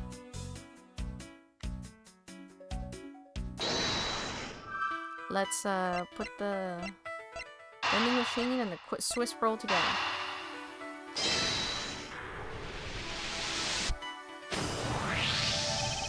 These bits of chocolate and cake, they do not have come from a Swiss roll. A Swiss roll? Why would the courthouse sell... Okay. It may not seem like the right venue, however, it is being sold right over there. The vending machine? Ah, I see. Stay neutral as the Swiss do until they end with these. 2 for $6. Talk about expensive. Leaving the fact that it's on the expensive side aside, the fact that the cake crumbs and chocolate bits were found in this hallway suggests that they came from a Swiss roll that was purchased from this machine. I think I have a pretty clear picture of what happened here now. Naturally, after all, I'm here, aren't I? Detective Gumshoe must have sat on his bench as he ate a Swiss roll. And as he ate, he dropped it on the floor and sullied the bench. Ah, how could he not have cleaned up after himself? How utterly despicable. Don't you dare whip me again. It wasn't I who made the mess in the first place. Anyway, if it was indeed Detective Gumshoe who bought the Swiss roll, that creates a rather interesting contradiction of facts. A contradiction? Where? I think another look at that special courthouse vending machine is in order. Okay, so we're moving a little now, so let me talk to the people. Detective Bad, I have something I wish to inquire about. Hey, how about doing some actual work, you? I wish to inquire into Detective Gumshoe's movements during the recess. You're getting in the way of the investigation. I have an order from Mr. Von Karma himself. Plus, I still hold investigative authority. So I hear you're the one who called for Detective Gumshoe to come down here. Faraday, that guy was just accused, you know? I just knew something was gonna happen. My detective's instinct told me. A lot of good it did you. Could even protect one lone prosecutor with it. Oh, yeah, that's a soft spot. Hold it! Francisca, I think you need to apologize. I'm sorry. Terribly sorry, Detective Bad. Please continue. I used the phone on the first floor and called the precinct. Told them to send somebody over. And that detective's the one that showed up. Only upon his arrival did you set Detective Gumshoe to stand guard, Detective Bad? Yeah, I waited for him on the first floor. After he got there, we came up to these defendant lobbies together.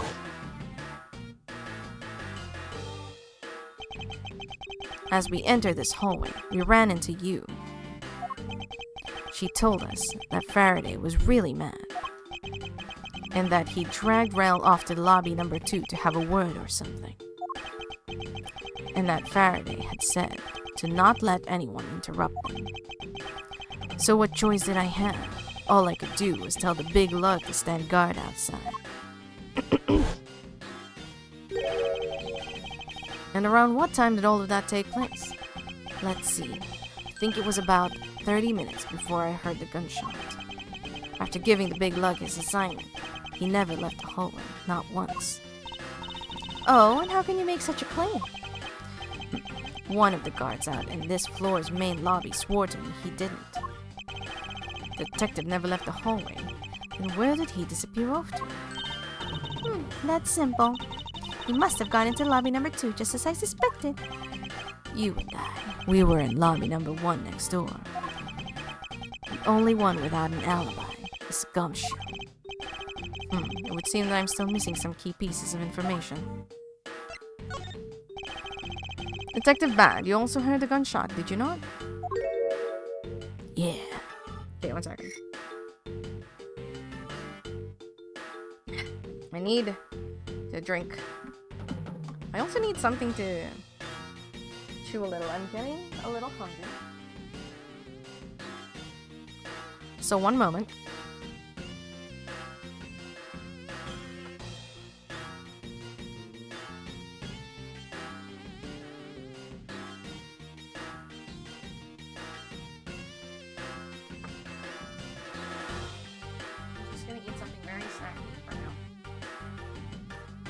So please let me know if chewing bothers you, or if you hear me chew,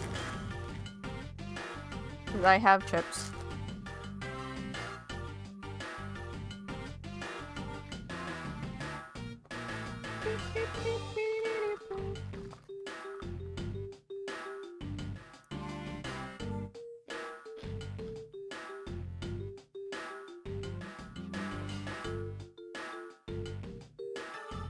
I'm gonna take a break from reading out loud so I can eat a little bit.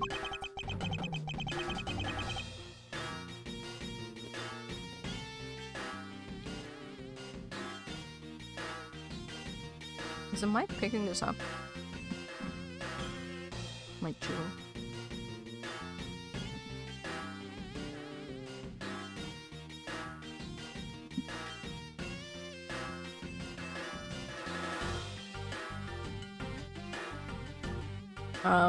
Okay.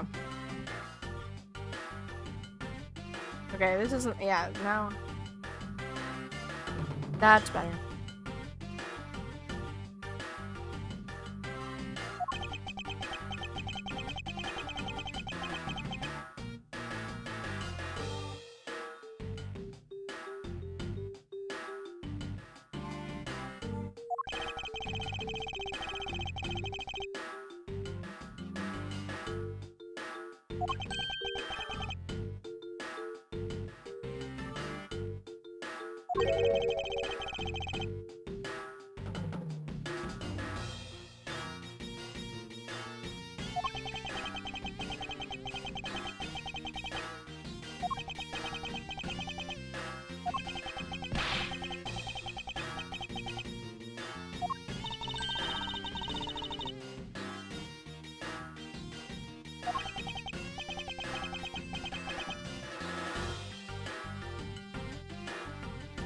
She's a little missed now.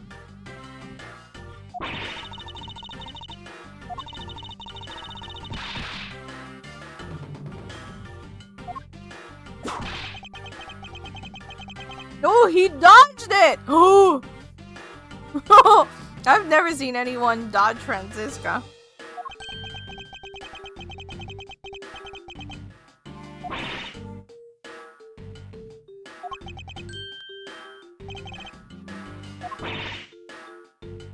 Oh my gosh.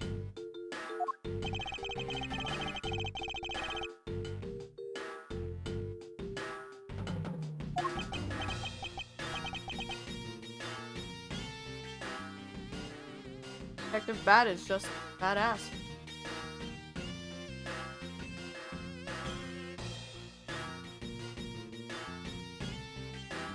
Alright.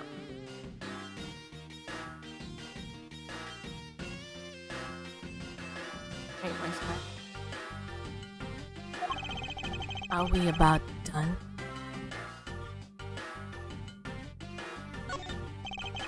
I'd like for you to tell me the exact time you heard the gunshot. It was around the end of the recess, and the trial was about to start again. He was supposed to make time for himself to transfer the evidence he was holding, but I got the sense he wasn't gonna show for the hand. So I figured that I should go get him, or he'd be late. And just as I thought that, bang, the sound of a gunshot hit my eardrums. So he learned a gunshot right before the trial was about to restart, huh?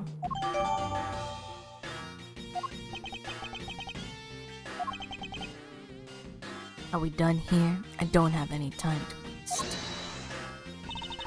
Oh, come on. All you're doing is standing in front of the door, doing nothing.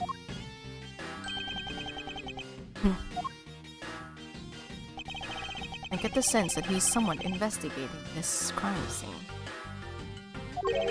Or rather, that he's keeping us under surveillance. But to what end? Detective Bad, may I ask that you cooperate with us for just a bit longer? Don't have anything else to say, two of you. You guys were the ones who said you wanted to investigate in the first place. Fine then, be obstinate. We'll do just as we please. Come on, Miles. You may no longer be willing to help us, however. May I ask for the forensic scientist cooperation? Do as you like. Oh, I can't ask about it.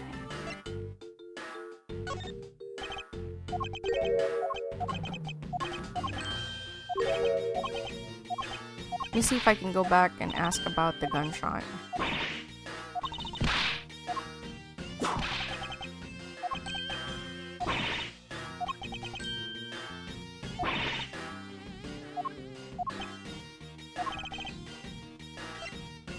Oh, do we have to go through that whole thing just to ask this? Detective Bad, where were you when you heard it? Oh, he said that already.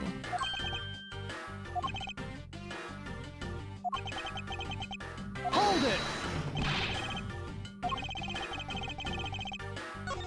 Oh, fuck.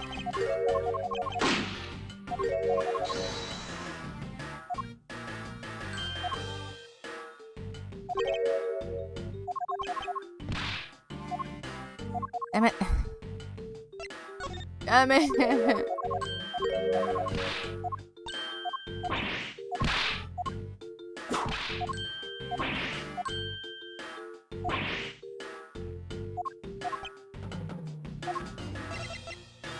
Okay. Situation. I'd like to know a little more about the circumstances under which you heard the gunshot. Like I said, I was in lobby number 1 with you. I have nothing else to add. His testimony certainly corroborates what Miss Yu said. Miles, you already asked him about that, remember? I suppose I should ask about something else.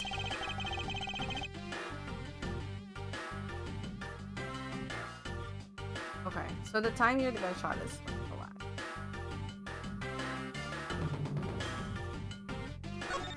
So let's just go through with it.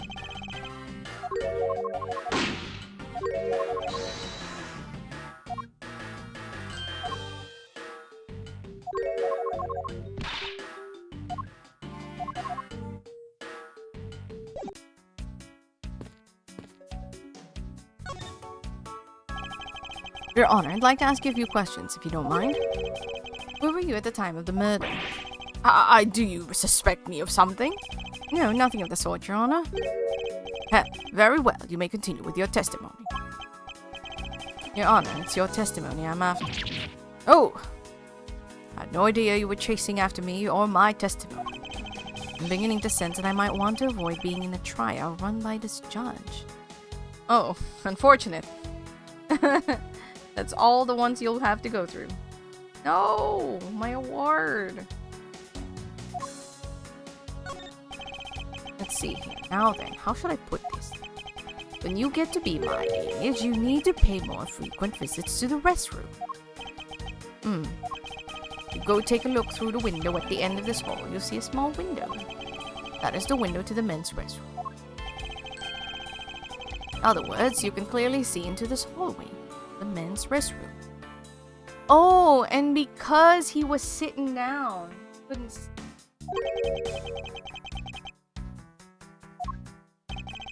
I was going to the restroom, that Detective Gumshoe, was it?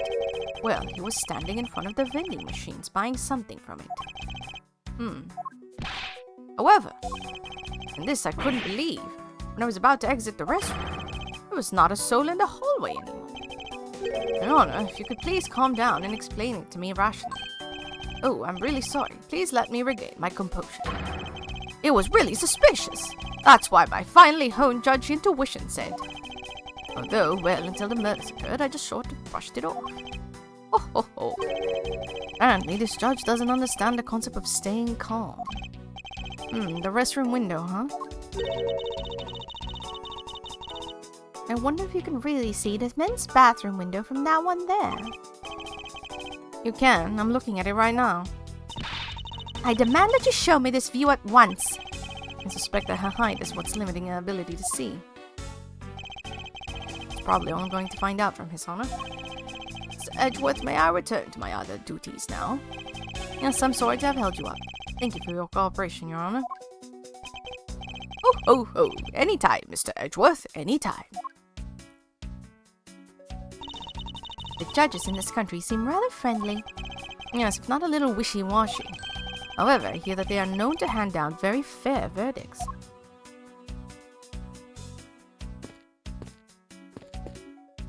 Let's start it.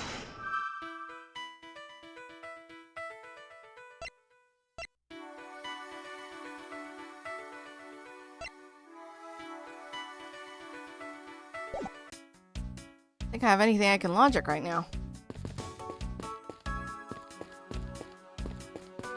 Can I go back in here?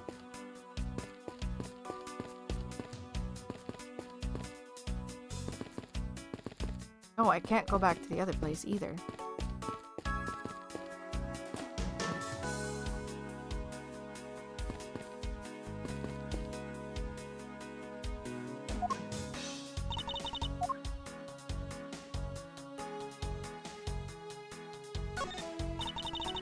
Pretty spacious hallway, but it's nothing compared to the ones at home. Indeed, the house itself is a bit too spacious. However, even when this much space is nowhere for that scruff face to hide.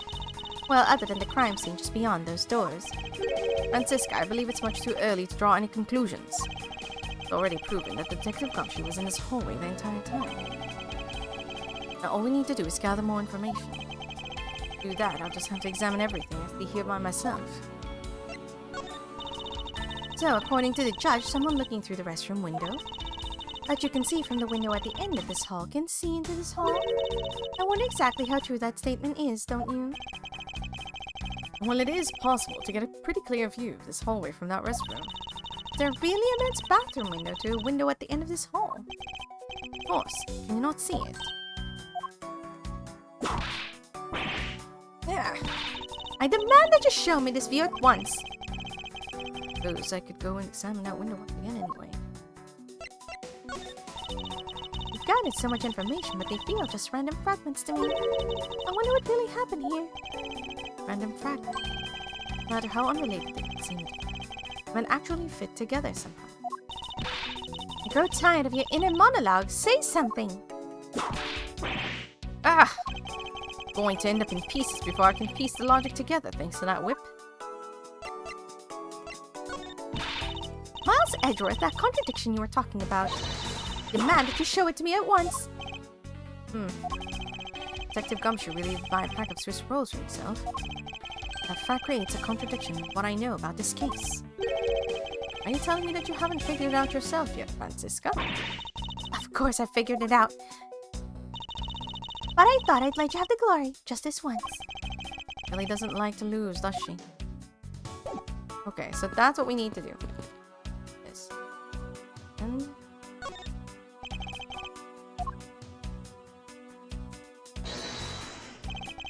oh, oops. No, it's not. Not that one. I need to point at the 6.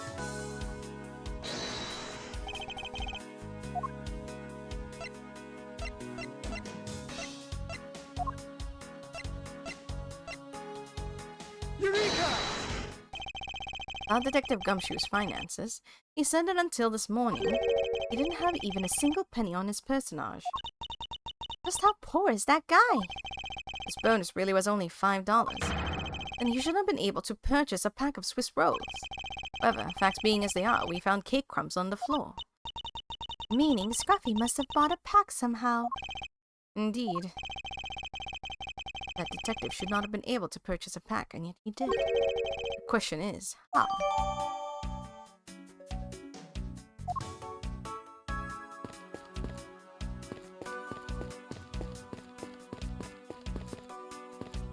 I guess I can investigate.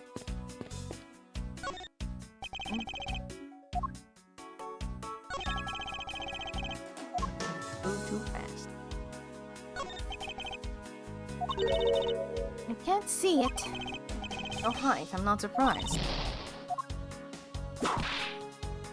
Forbidden topic. The short people have feelings too.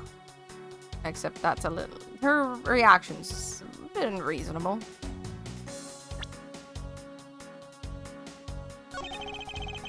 Ants are pouring out of the hole. In this bench as well.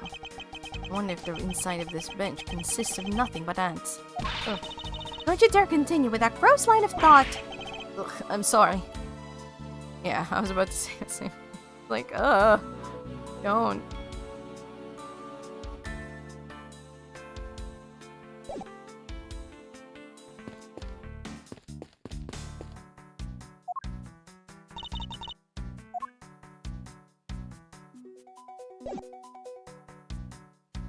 Can I logic anything?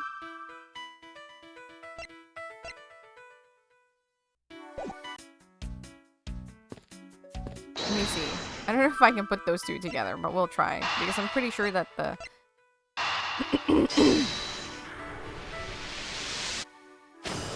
Okay, I can. It's pink rubbery substance. I saw this in a different form earlier today.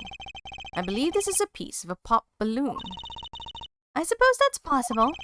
The balloon probably got a little too close to our friend in the windowsill cactus. That would be the logical conclusion, yes.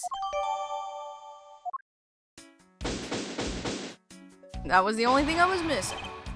I believe I now have very firm grasp on what happened here. Well, I do too. Alright, Francisca, would you care to share the conclusions you've come to? Why should I do that? We're still in the middle of a competition, you know. You should be checking to see if your conclusions are wrong first, so you go ahead. It's almost cute that she's going this far to ensure that she wins. Almost. Very well, but first we need to pay His Honor a visit to correct his testimony.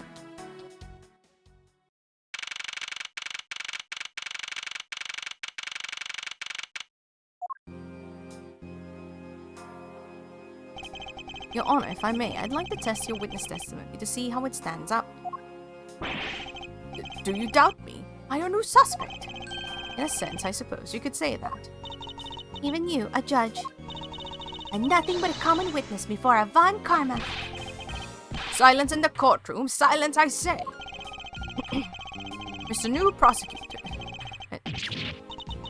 You bit your tongue again, didn't you?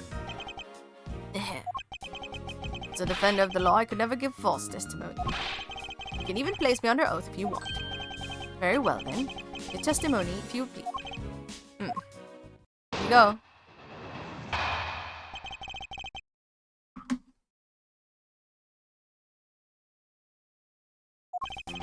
During the recess, I went to the restroom.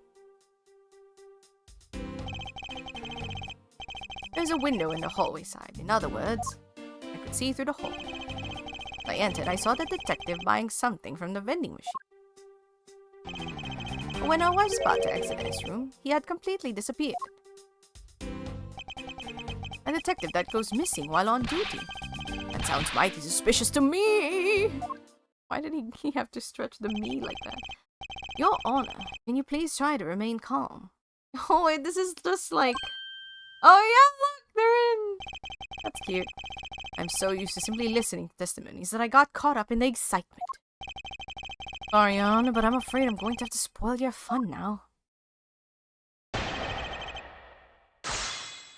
Alright, time to press.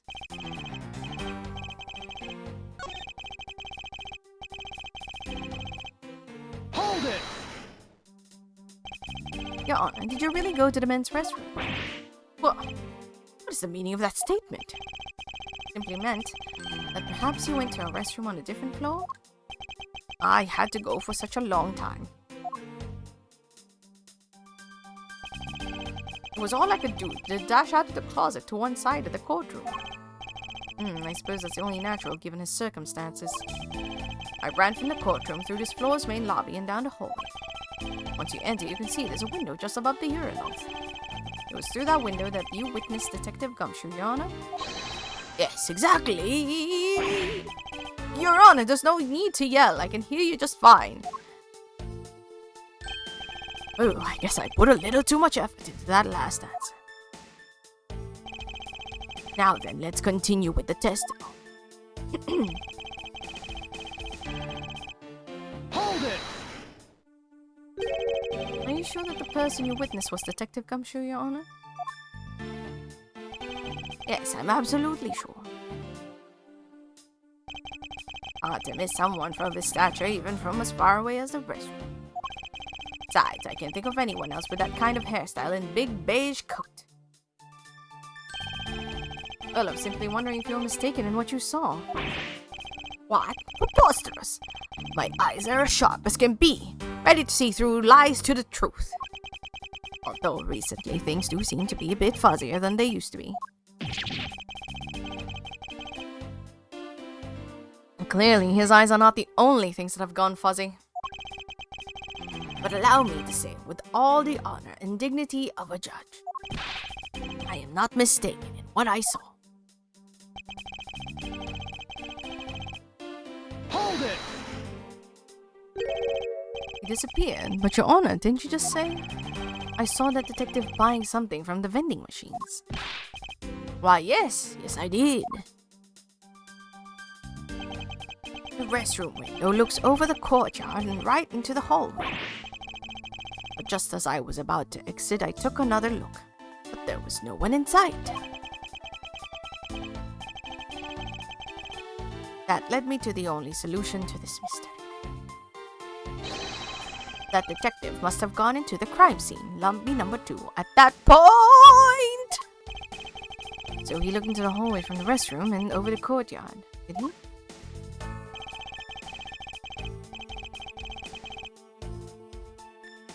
Hold it! Your Honor, I ask that you please remain calm. No, I'm perfectly calm. Being anything but perfectly calm. Yes, His Honor could not have been mistaken in what he saw. I suppose, given his line of sight. However, Francisca, why do you suppose our lines of sight are so different? If you're referring to my height... Can't you hold that whip still for just a second? Now, about His Honor's testimony. I believe his line of sight to be an important factor. If it's that important, why don't you hurry up and tell him already? I will, but there's one more thing I need to do if I'm correct in His Honor's... I'm to correct His Honor's testimony. I'm going to need to retrace Detective Gumshoe's movements.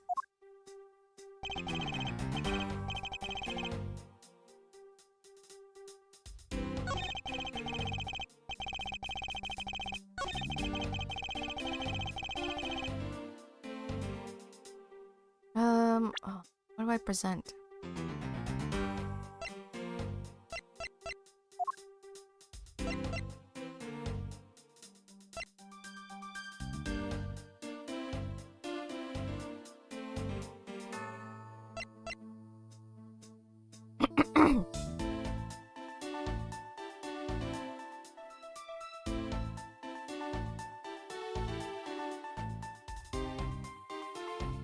Hey, Renegade! What's up? Hope your day's been going well.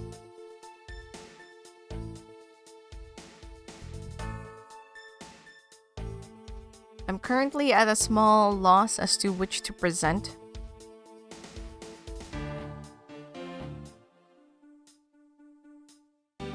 Objection!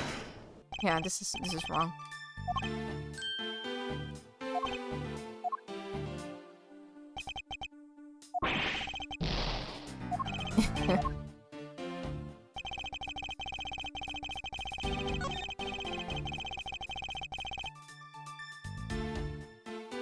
as a story, we're back in the past. We're in the past to Edgeworth's first kind of trial, which didn't happen because the prosecutor he was gonna replace and the defendant who he was going to go trial against both died at the same time in the same room. And now that is our mystery. We're trying to figure out what happened, who did it. Because right now they're accusing Gumshoe. And it's clearly not Gumshoe. I'm sorry, but he's just a little too silly to have killed anyone. He hasn't even fired a gun yet. So. Now I have, so the judge said that Gumshoe disappeared. So we're trying to prove that Gumshoe didn't disappear. But we need to refute his testimony.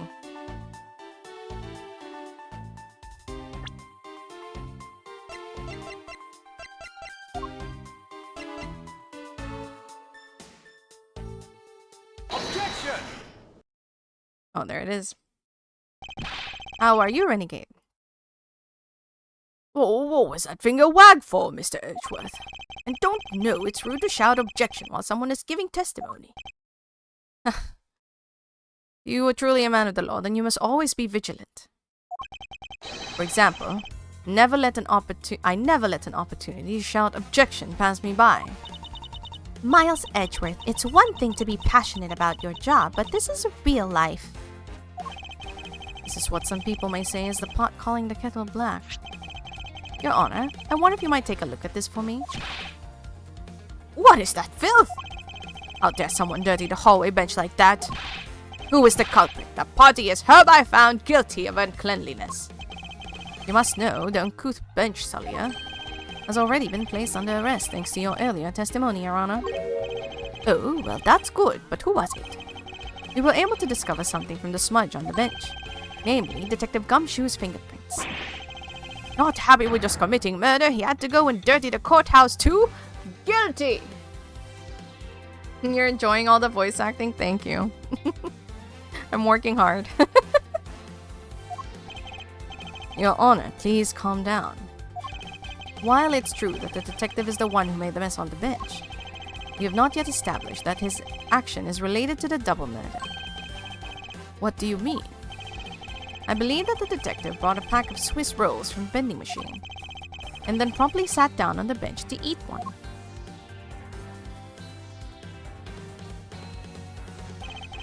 The cake crumbs and pieces of chocolate on the floor under the bench, and Detective Gumshoe's fingerprints prove my conclusions to be true.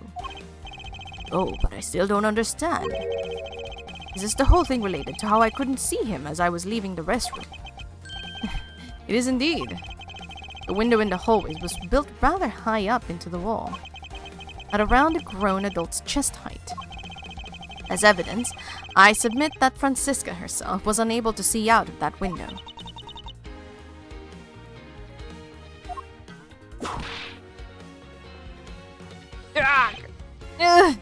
She is very sensitive about her height. I knew I shouldn't have used her height as evidence. Basically, what this means is that the area directly under the hallway window is a blind spot when the hallway was being viewed from the men's restroom. Then... It seems that you have made the connection. If someone were to sit on the bench under the window, yes, even someone as large as Detective Gumshoe, it would effectively disappear from sight. What? You finally see, Your Honor. Your testimony has just proven that the Detective Gumshoe was in the hallway the entire time. Ah, sorry. I didn't mean to say it with that much enthusiasm. All I wanted to do was try saying it once. Here, let me try that again. Hold it. Is there something of value that you'd like to say? Yes, actually there is. I remembered something else just now.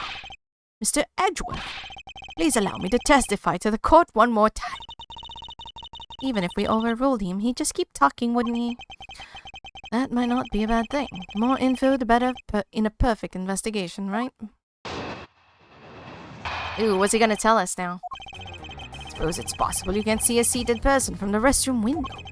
However, that doesn't mean that the detective was sitting there when I looked. Anyway, I forgot to testify earlier about probably the most important detail. As I was leaving a restroom, I heard a loud bang of a gunshot. How was that? Is that testimony of one who judges the crime of others?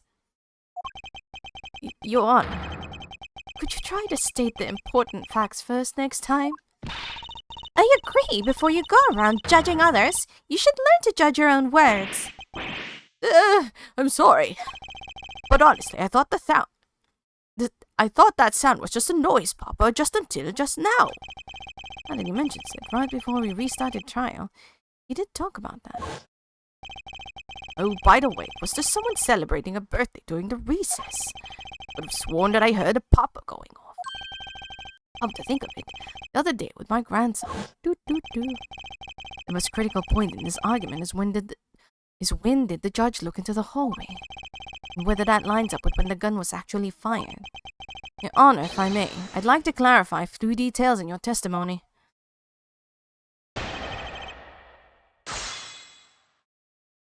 Okay, here we go. I suppose it's possible you can see a seated person from the restroom window. However, that doesn't mean that the detective was sitting there when I looked. Anyway, I forgot to testify earlier that probably the most important detail. As I was leaving the restroom, I heard the loud bang of a gunshot. Hold it! Your Honor, about what you just said. I know, I couldn't believe it. Oh, hold on.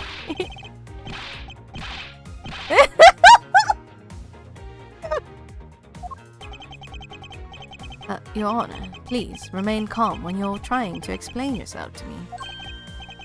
Yes, sir. I'm sorry about that. Now then, I must gather myself, yes.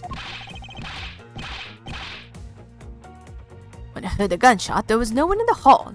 I should know. I looked. There was no one there. This judge's emotion circuits appear to be stuck on overreact.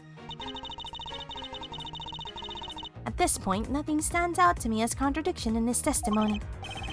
Francisca. I'm correct. His testimony is hardly precision quality.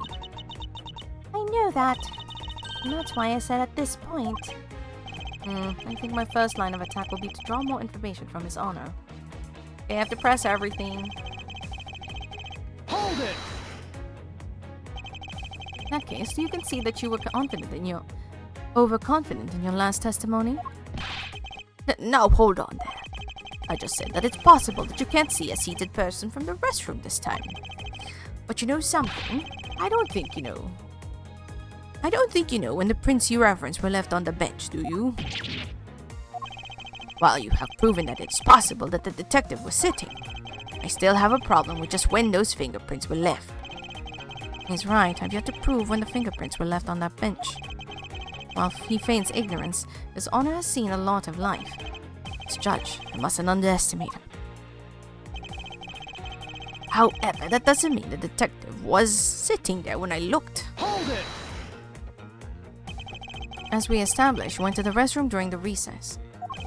However, at what point in the recess did you look into that hallway? After I called for a recess, I handled the change of the prosecutor paperwork. Maybe about 20 minutes until we reconvened? Yes, that sounds about right. Just as I expected. What were you expecting? I demand to know what that all-knowing smile is for. Your Honor, that statement you made just now is very important. I'd like for you to append it to your testimony. All right, if you insist.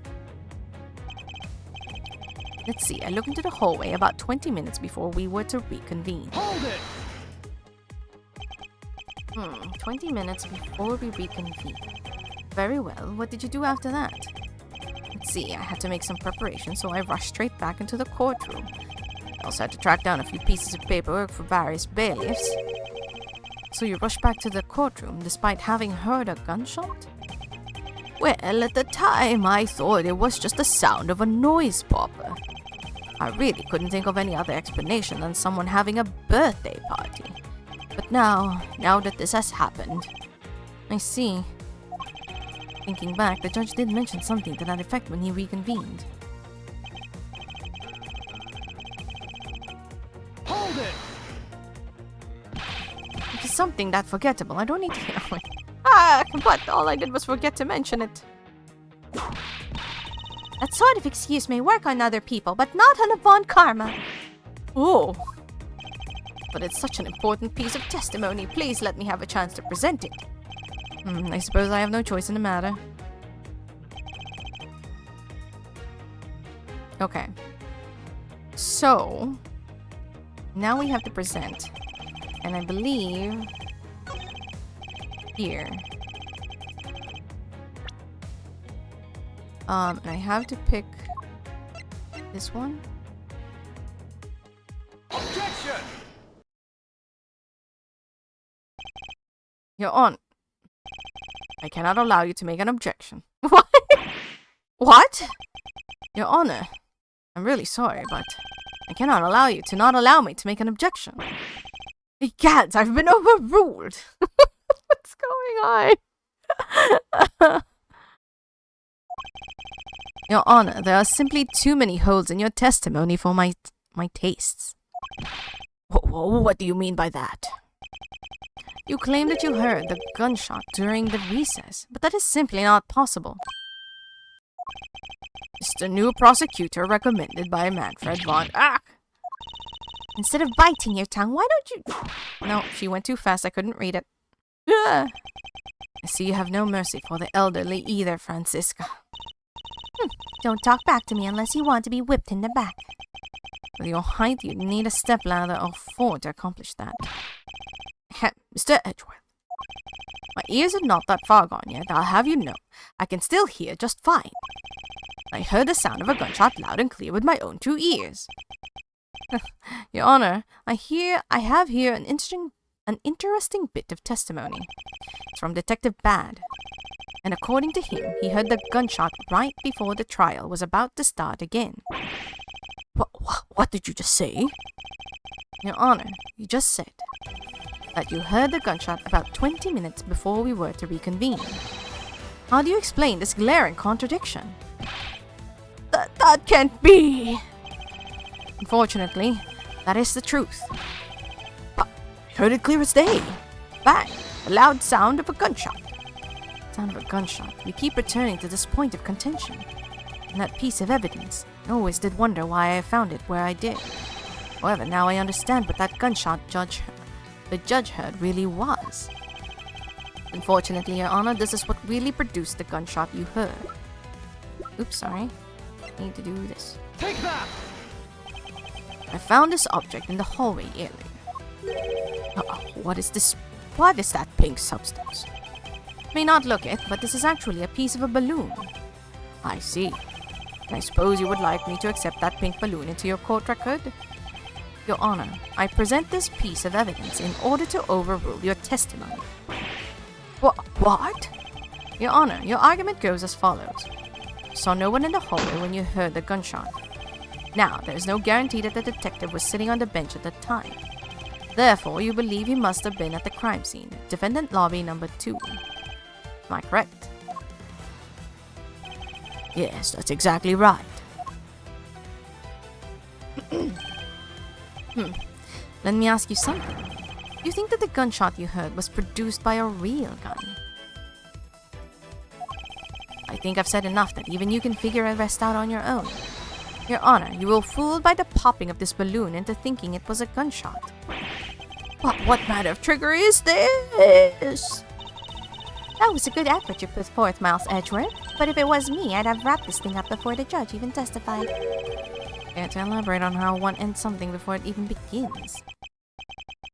Well, to be honest, I did think that the sound was a bit off from a real gunshot sound. But who could have guessed that someone would pop a balloon in place like this? That's true, one doesn't usually think balloons in conjunction with courthouse.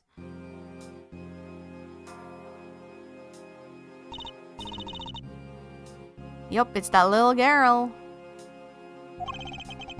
That's it. The balloon the girl that's holding it explains everything. Your Honor, if it makes you feel any better, you didn't lie once in your testimony. However, I can't really vouch for its accuracy. Who knew that giving testimony could be such a difficult thing to do? What have I done? I owe Detective Gumshoe a very, very big apology. I will see to it myself that he is released. Wait. There are still a few things I have yet to resolve about what happened in the hallway. Your Honor, I request your permission to further question Detective Gumshoe. But why? I thought we just cleared his name. Whether we did just now or not, I still cannot say. The only thing I can do for now is to continue in my quest for the perfect explanation. And to that end, I must resolve the remaining issues pertaining to the events that occurred in the hallway. Very well, bailiff. Please bring Detective Gumshoe into the courtroom. I must fulfill my mission. Find a perfect explanation to this case. Objection! Hey, Cat! What's up? How are you? I just got new inks, Cat.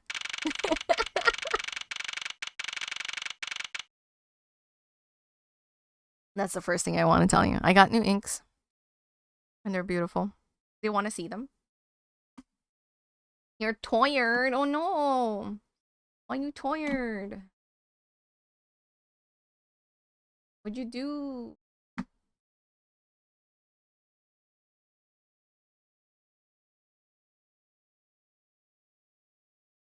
I will. Hold on. I'm gonna look for them.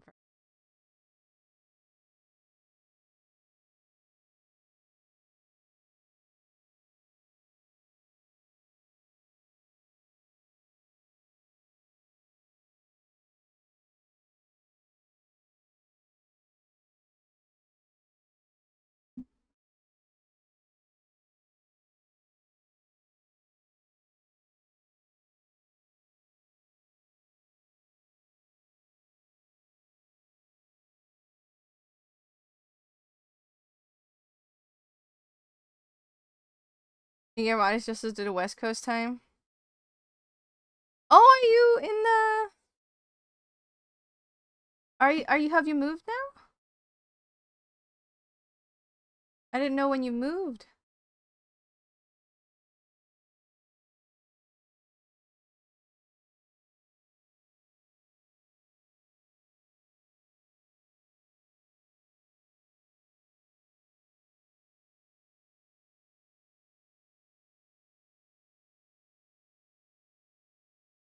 Um.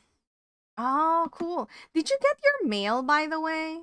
I gotta ask. I had like 3 pieces of mail returned to me.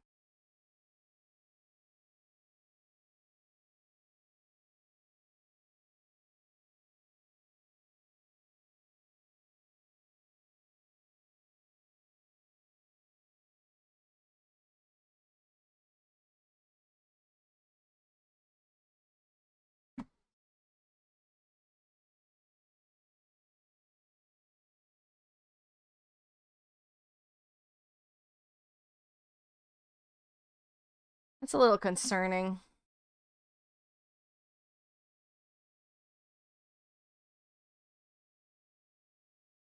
Because like I had 2 pieces of mail returned to me. Um, I sent it way before June, for sure, because I sent that that was April? Yeah, that was April's mail. Is what I'm talking about. Yeah, definitely send me your new address. But I'm just worried because the mail that I sent in April, 2 of them returned, and then yesterday I received another one. So it's very, very concerning.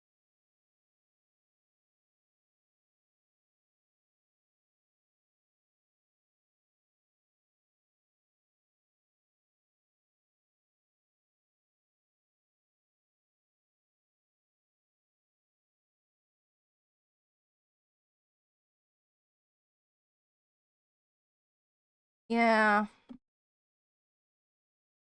What was the last thing you received from me?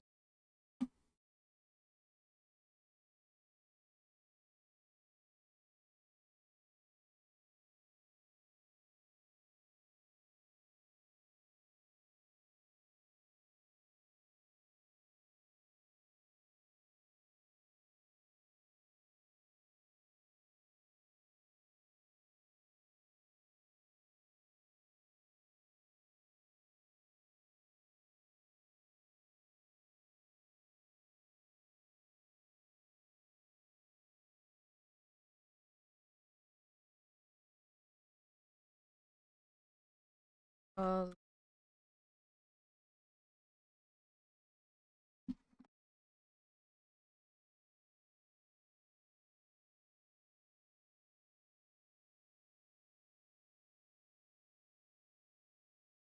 color. What was the other one that I picked? Uh,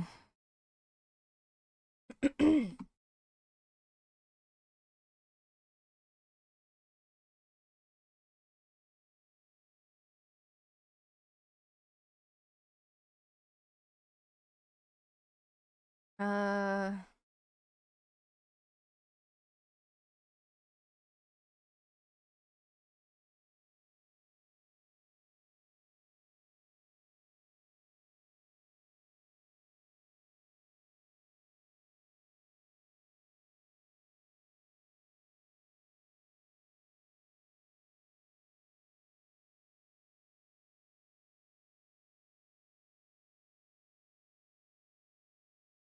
Cam 65 Glisten.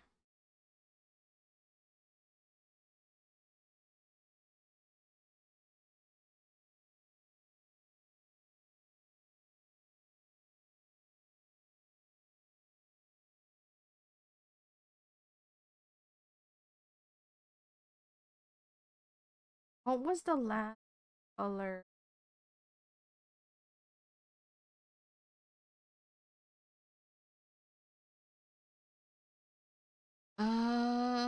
You know what? It's like right here.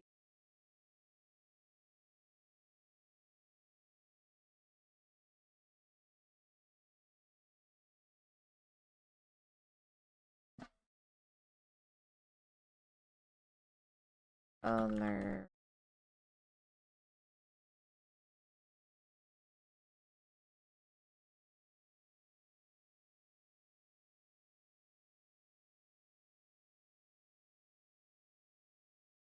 Okay.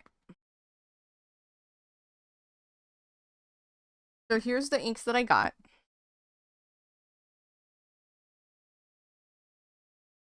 This is one of them. Edward's Gardens, which is the sheening ink that I think also has a bit of glitter. It's very pretty. Final batch, it says. Well, I have a whole bottle.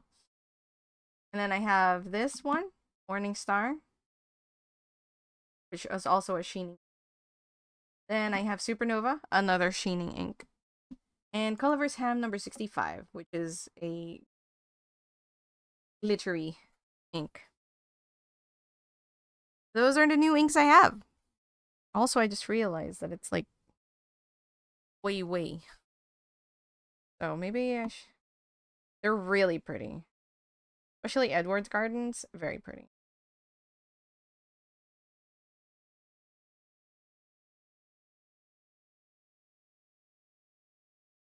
They are. My local has like the mini. So they're very small. They're so teeny tiny.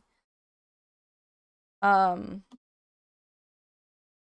me see if I can find a comparison. So this is this is how small they are. And it might not seem like a lot. I wonder if I can find. Oh, here you can see like a person's finger versus the ink. It's very small. Yeah, so as you can see, it's like the size of a calamansi, I guess. Like a large calamansi. And so not very big. It's very cute. So my local ink fountain pen store had the minis, and I'd got some during our anniversary. Yeah. Because they had this special where it's like, oh, if you buy 3, you get a little box, which, doesn't say much, to be honest. It's hold on. This box. You just get this little sleeve. So you can put the 3 like this. That's all. That's all it is. Like, but I happen to like 3, so it's fair. It's fine, but it's really nothing.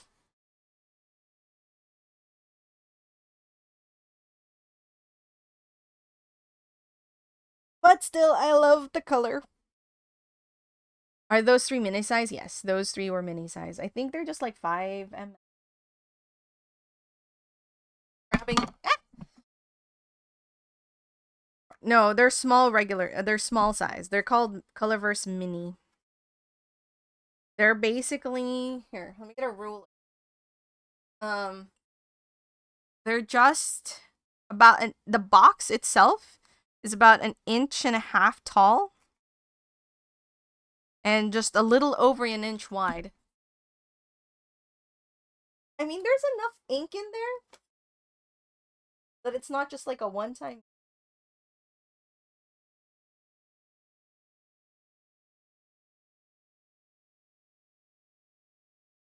Yeah, this is like 5 mils, which is plenty.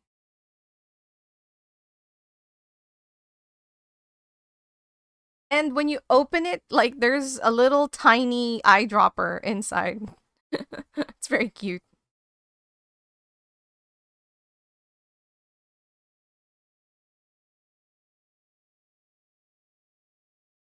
And if you like, I guess it's good if you're trying to see if you like the ink or not. You know?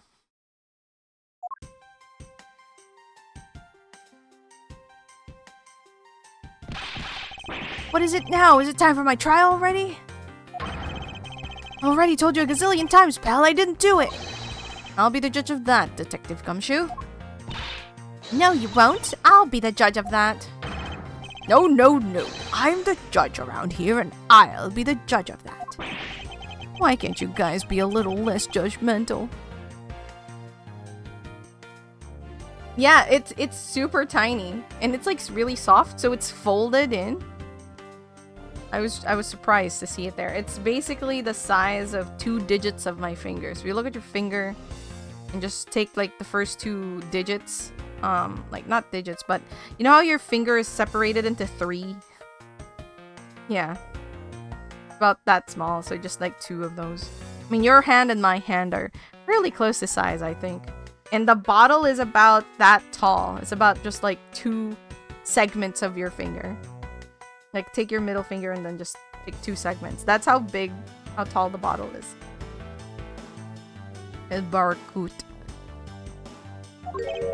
Yes, well, speaking of hasty judgment, Detective Gumshoe, I am afraid I must apologize for an error in my judgment of my part. Your Honor, I don't believe you should apologize just yet. We have yet to prove he is completely innocent of this crime. I guess so. What are you guys talking about? In any case, I would like you to testify as your actions while you were on guard duty. And please remember, you are not on trial. This is all just a part of the investigation. As such, you may still be found to be innocent. However, if you should give false testimony... Yow! My whip will object loud and clear. You are found to be lying. You will be held indefinitely. Understood? I gotcha, pal.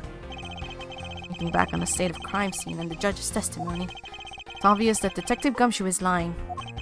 And if I can't break his lie, then we may never get a break in this case. Alright, so...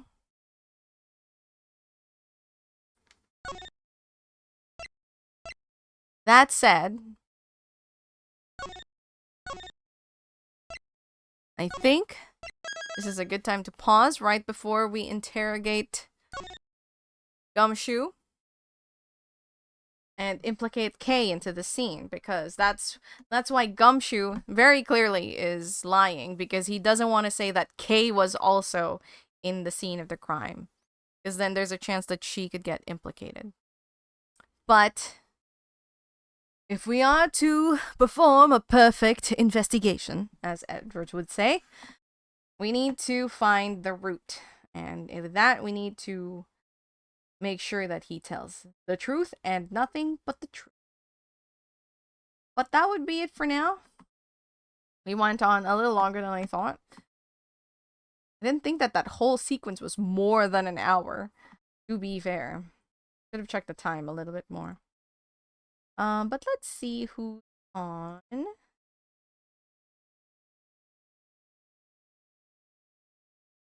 No, thank you for stopping by.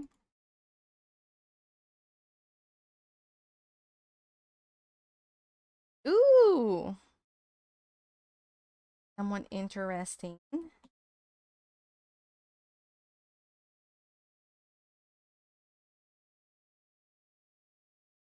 Let me just make sure of something.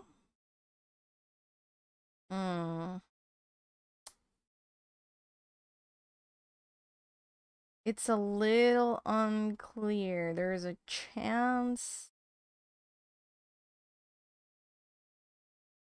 Let me check something.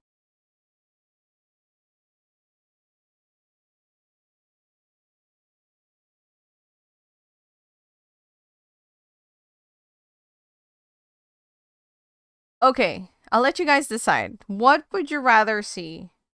Blueprints or Rimworld?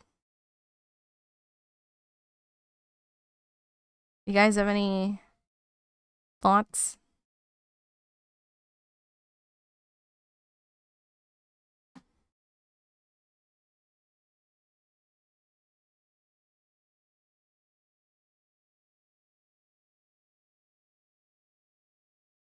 No, thank you. Thank you for stopping by. I appreciate everyone that stops by. Cat. Okay. Blueprints or Rimworld? What? Those are our choices. Blueprints, Rimworld.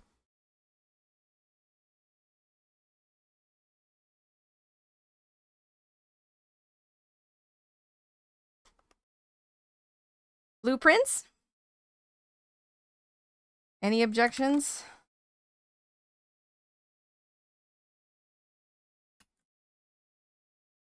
Sounds good. All right, we're heading off to Blueprints. You'll be reading Cobra Commander. They're the very cool partner of a retro player that some of you here might know, is Neon. I know him as the CRT man, but she is also very, very cool. Turnabout raid. That's our message. Use whatever emote you have access to. There's our raid message. We're gonna have our usual art stream come Thursday, as always. And then, I don't know. We'll see what else is going on. And we'll continue our investigations next time. But until then, thank you again, everyone, for stopping by. I appreciate you all, as always. Thank you, everyone. And I'll see you all later. Bye-bye.